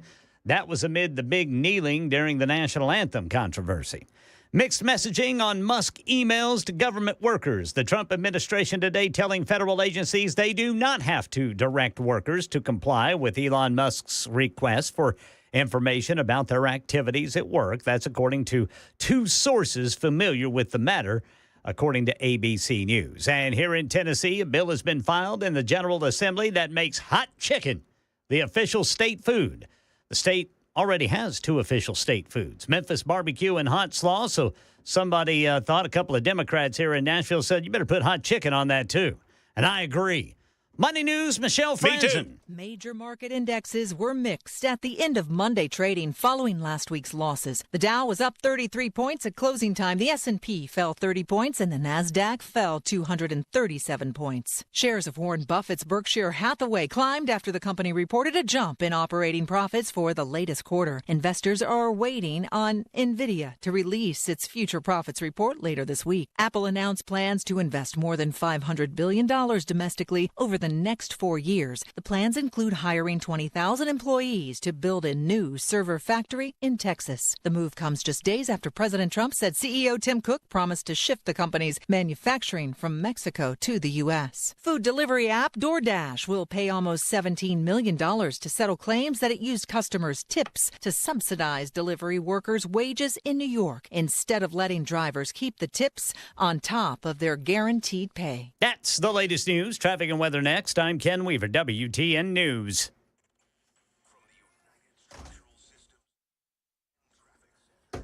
Big problem, 65 southbound in Franklin. It's closed because of an overturned vehicle right there between exit 61 and exit 59. Now, here in Nashville, we've got a crash reported by police, 65 northbound at Rosa Parks Boulevard. In Antioch, disabled vehicle blocking the left lane. 24 eastbound near the Blue Hole Road overpass. Traffic every 10 minutes every morning on Super Talk 99.7 WTN.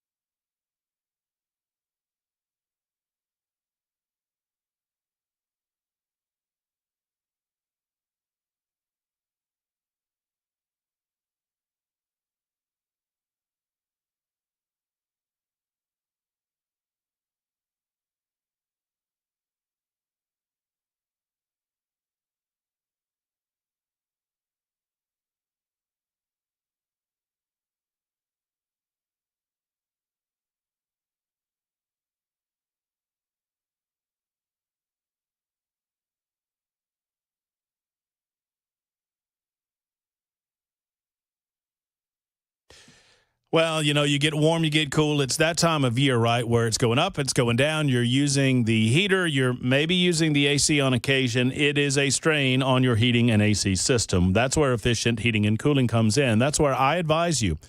Before they get busy with the season, you need to go ahead and schedule that appointment for Efficient HVAC to come by and offer you an AC check to make sure everything's running as it should. Some of you've not run that AC unit for months and months and months, and there's dust and there's dander and there's stuff, and you just need to make sure that it is A-OK. And that's what they do at Efficient Heating and Cooling. They'll never charge you over $125, no matter how many units you have, for their maintenance calls. That is a commitment to you. Secondarily, they charge you a lot less than that in most cases. They just want you to know that it is capped out because they don't want to overcharge you. And, sadly, some folks do. If it comes time to replace, they're an Elite Pro partner with Rheem, and they're ready to do that as well. They'll walk you through what's going on with your system and allow you to make an informed decision about what to do next. You can just trust that Efficient Heating and Cooling is there for you at every stage of the life of your heater, of your air conditioner. Give Jeff Eddy a call at Efficient Heating and Cooling. If your heater's not ready, call Jeff Eddy, 615-784-4424, 784-4424.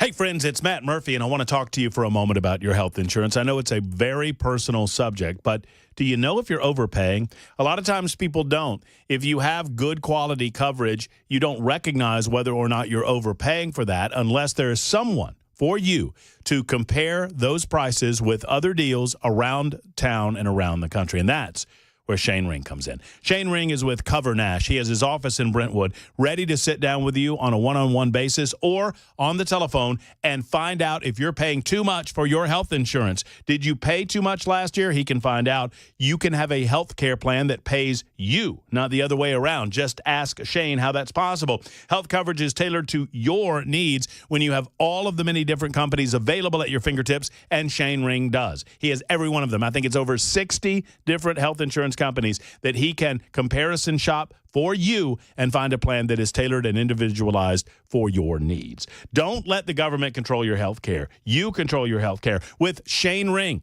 and Cover Nash. Go to covernash.com for more information. Don't wait for open enrollment periods. You can do this right now. Covernash.com or 615-465-0023. 465-0023.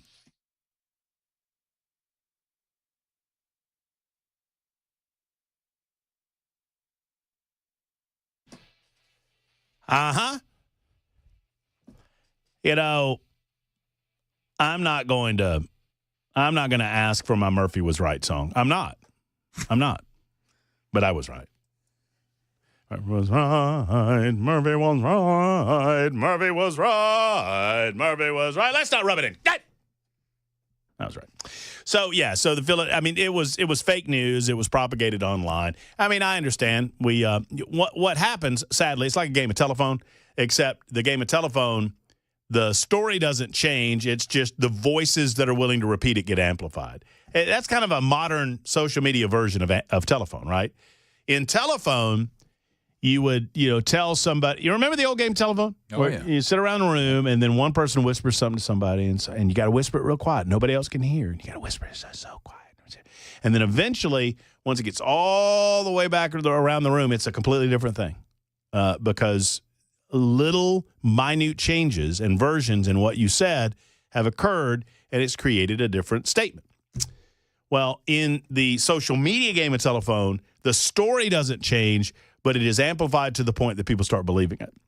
And that's what happened. And look, I've been caught. if you do this long enough, if you do this job or any other job that is forward-facing, you'll get caught too. And I was almost caught today because a trusted news source, I'm going to do it. I can't help myself. Dan Mandis of Nashville's Morning News said that the Philadelphia Eagles had turned it down. Chris Hand agreed with him. They were all. It was trending this morning.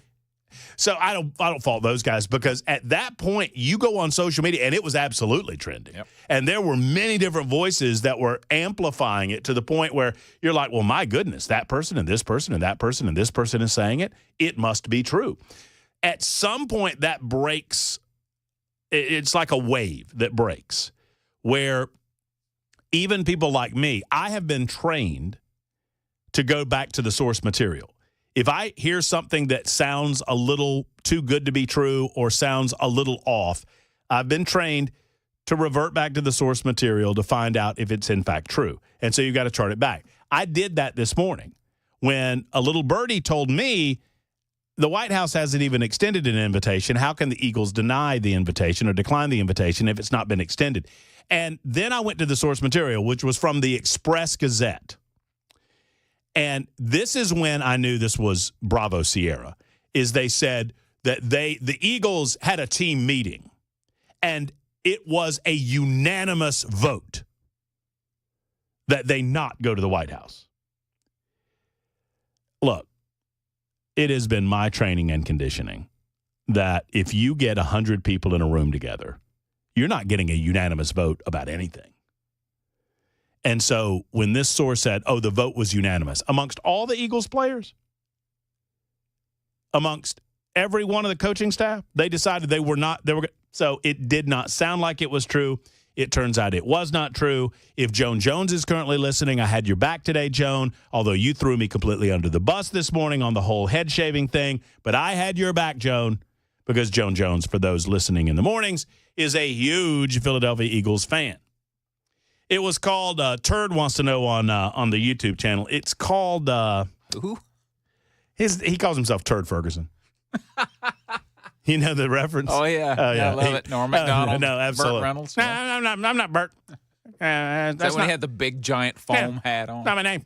I got a big hat. Funny, you know. Norm played Burt Reynolds, but he refused to be called Burt Reynolds. He made Alex Trebek call him Turd Ferguson. I knew a guy that was in a cover band called the Turd Fergusons, and they played, and they all wore those big hats. Oh, I'd pay just to go laugh at them. Anyway, the bottom line is that the Eagles have not declined. And I guess they're not going to decline. They're going to accept. They've said, as Ken Weaver reported in his news, that they were willing to accept. Sonia is next in Nashville. Sonia, thank you for your patience. I will be quiet and allow you to talk now because you've been such a patient person. Thank you for your call. Oh, you guys are having way too much fun tonight. Loving it. Loving every bit of it. Thank you. No, y'all were talking about the Dolly Parton International Airport. I'd just like to know, have they submitted any architectural plans for that structure yet? I don't believe they have. I'm sure they're taking recommendations. Yeah, I think, like a couple of giant orbs would be appropriate. Mm-hmm. Just saying. I was thinking 2 big air traffic control towers. Big, bulbous. Well, yeah, they are pretty controlling. That's a good thought. I like the way you think, man. Just a thought, they're still building out there. There's still time for changes in the architecture. I agree. I love it. So, who won the nincompoop contest? Ken Weaver won the nincompoop. Just suffice it to say, and I forgot to mention this, but if I ever forget to mention it, it's because I never win and Chris did not win. Yeah. Chris did not win. No, sad to say. I thought he had a fair shot at it today too. I thought it was the Codes Nincompoops in Connecticut or wherever it was up there, New Hampshire. Concord. Mm-hmm. Concord, New Hampshire. Well, it's hard to beat a restaurant fight that involves ranch dressing and hot grease. Yeah, I guess so. Yeah, it was kind of like Hot Topic. Yeah. All right. Sonny, thank you for your call. Call again. Take care. There. A premature caller ejection, Sonia. I apologize. She was right in the middle of saying something, and she held for a long time. I wanted to make sure she got it all out. Matt is next in Shelbyville. Hello, Matt. Hey, Matt, how you doing? I'm an Irene fan. I like that one because you know what? I am so sick and tired of people knowing they can try to push your buttons and get you to react, knowing that that other person is behind wearing the shirt and got their hands tied behind their back.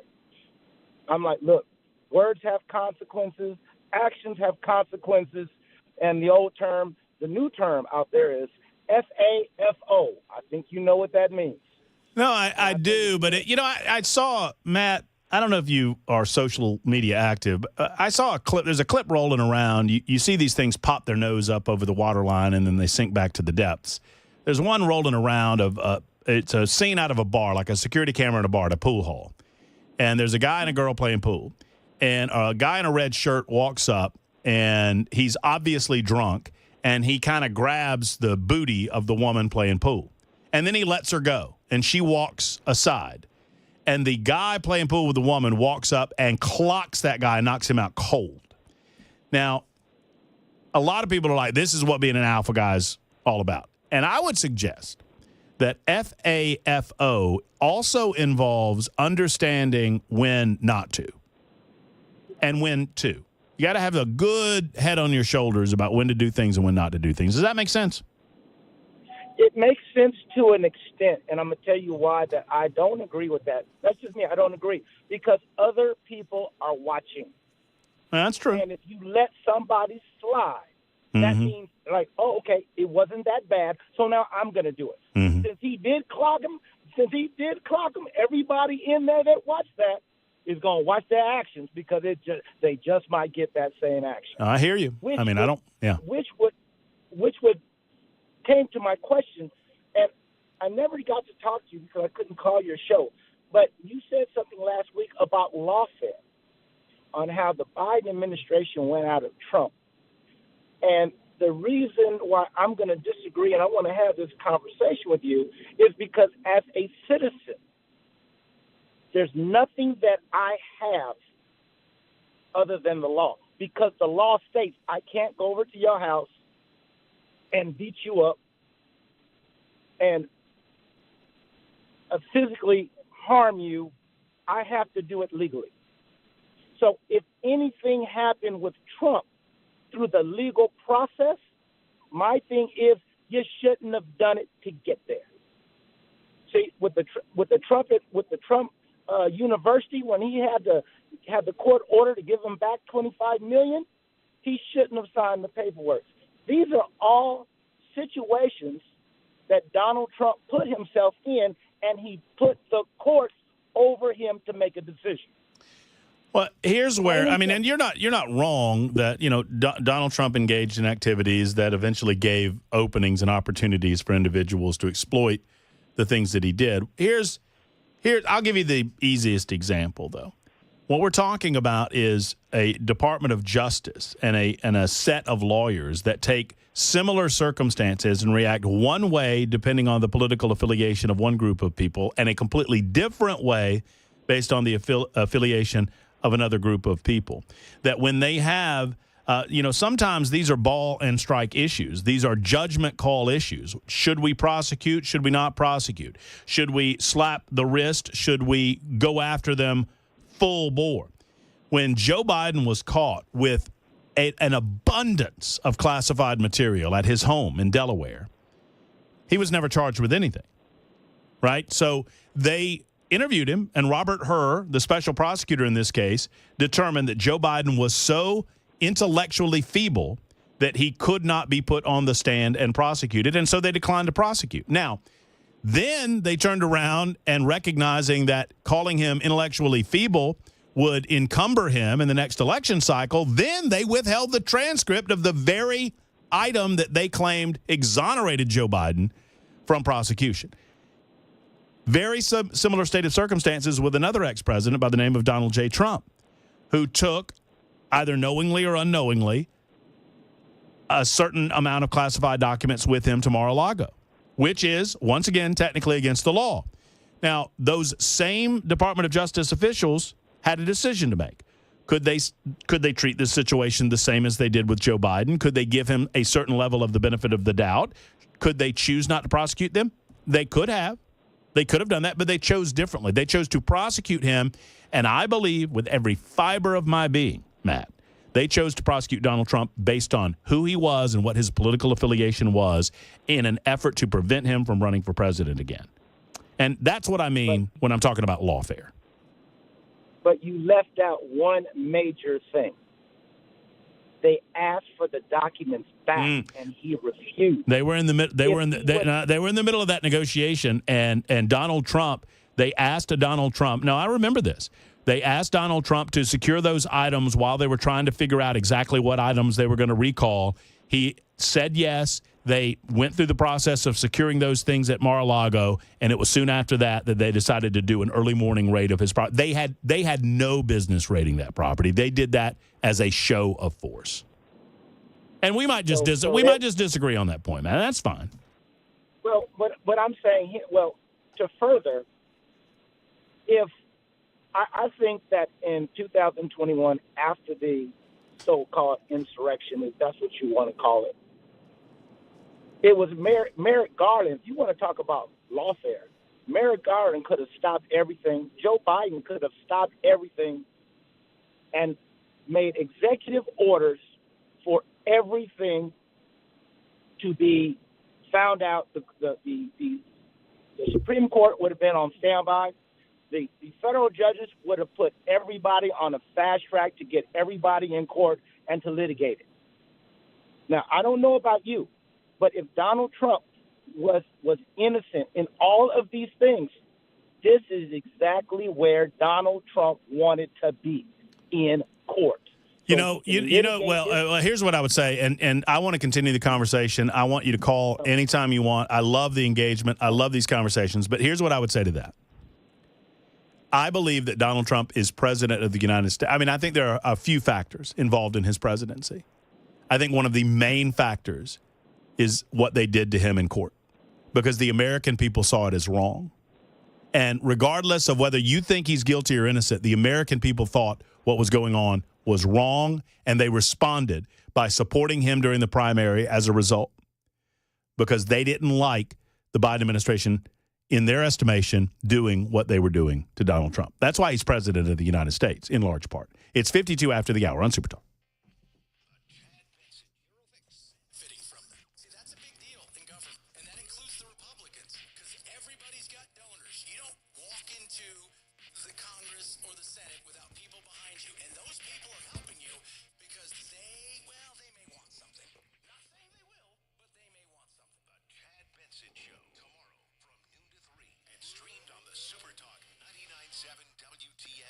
Have you noticed how unreliable certain things can be?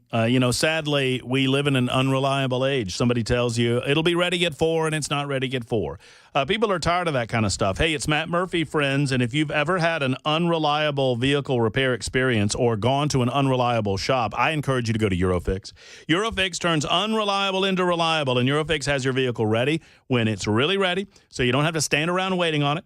Eurofix repairs all European cars with quality that beats the dealer, and they don't have dealer pricing. You see, dealer repair shops are designed to pay virtually all of the overhead at a dealership. And that's a lot of money. And that's why you pay more when you're there. Why would you want to pay for all of that? At Eurofix, reliable also means a 3-year nationwide warranty and a free loaner car with every repair appointment. Just call ahead on those loaner cars. Those loaner cars are incredibly popular, and rightly so. Eurofix, come to where it's been reliable for the last 26 years. 844-EUROFIX. That's 844-EUROFIX, or visit myeurofix.com. Tell them I sent you to Eurofix.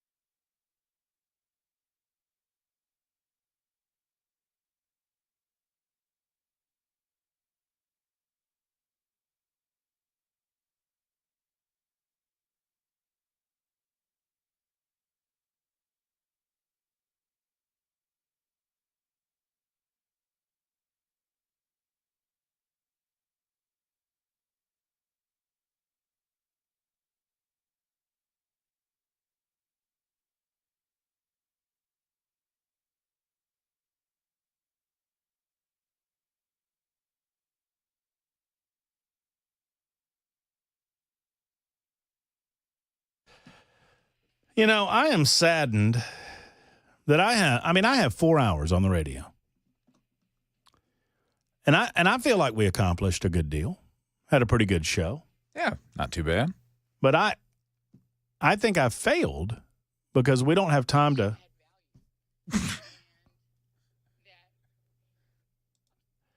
Hold on. She's talking about us. Uh-oh. She got broke up. Her show had value.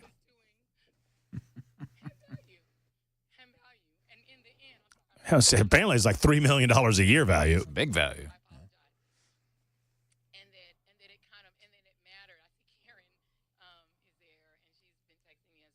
Yeah. Oh, somebody brought her a tissue. Isn't that nice? You never bring me tissues.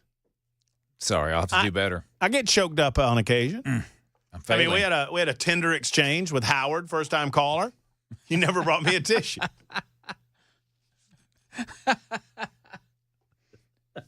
Tinder exchange. That's going to wrap it up for us just in time. The great one, Mark Levin, is coming up next. When we return to Matt, maybe we'll find out if Tim Burch is still alive or not. He was supposed to be on with us. That is upcoming at 3 o'clock. Until then, have a wonderful evening, folks. So long, everybody.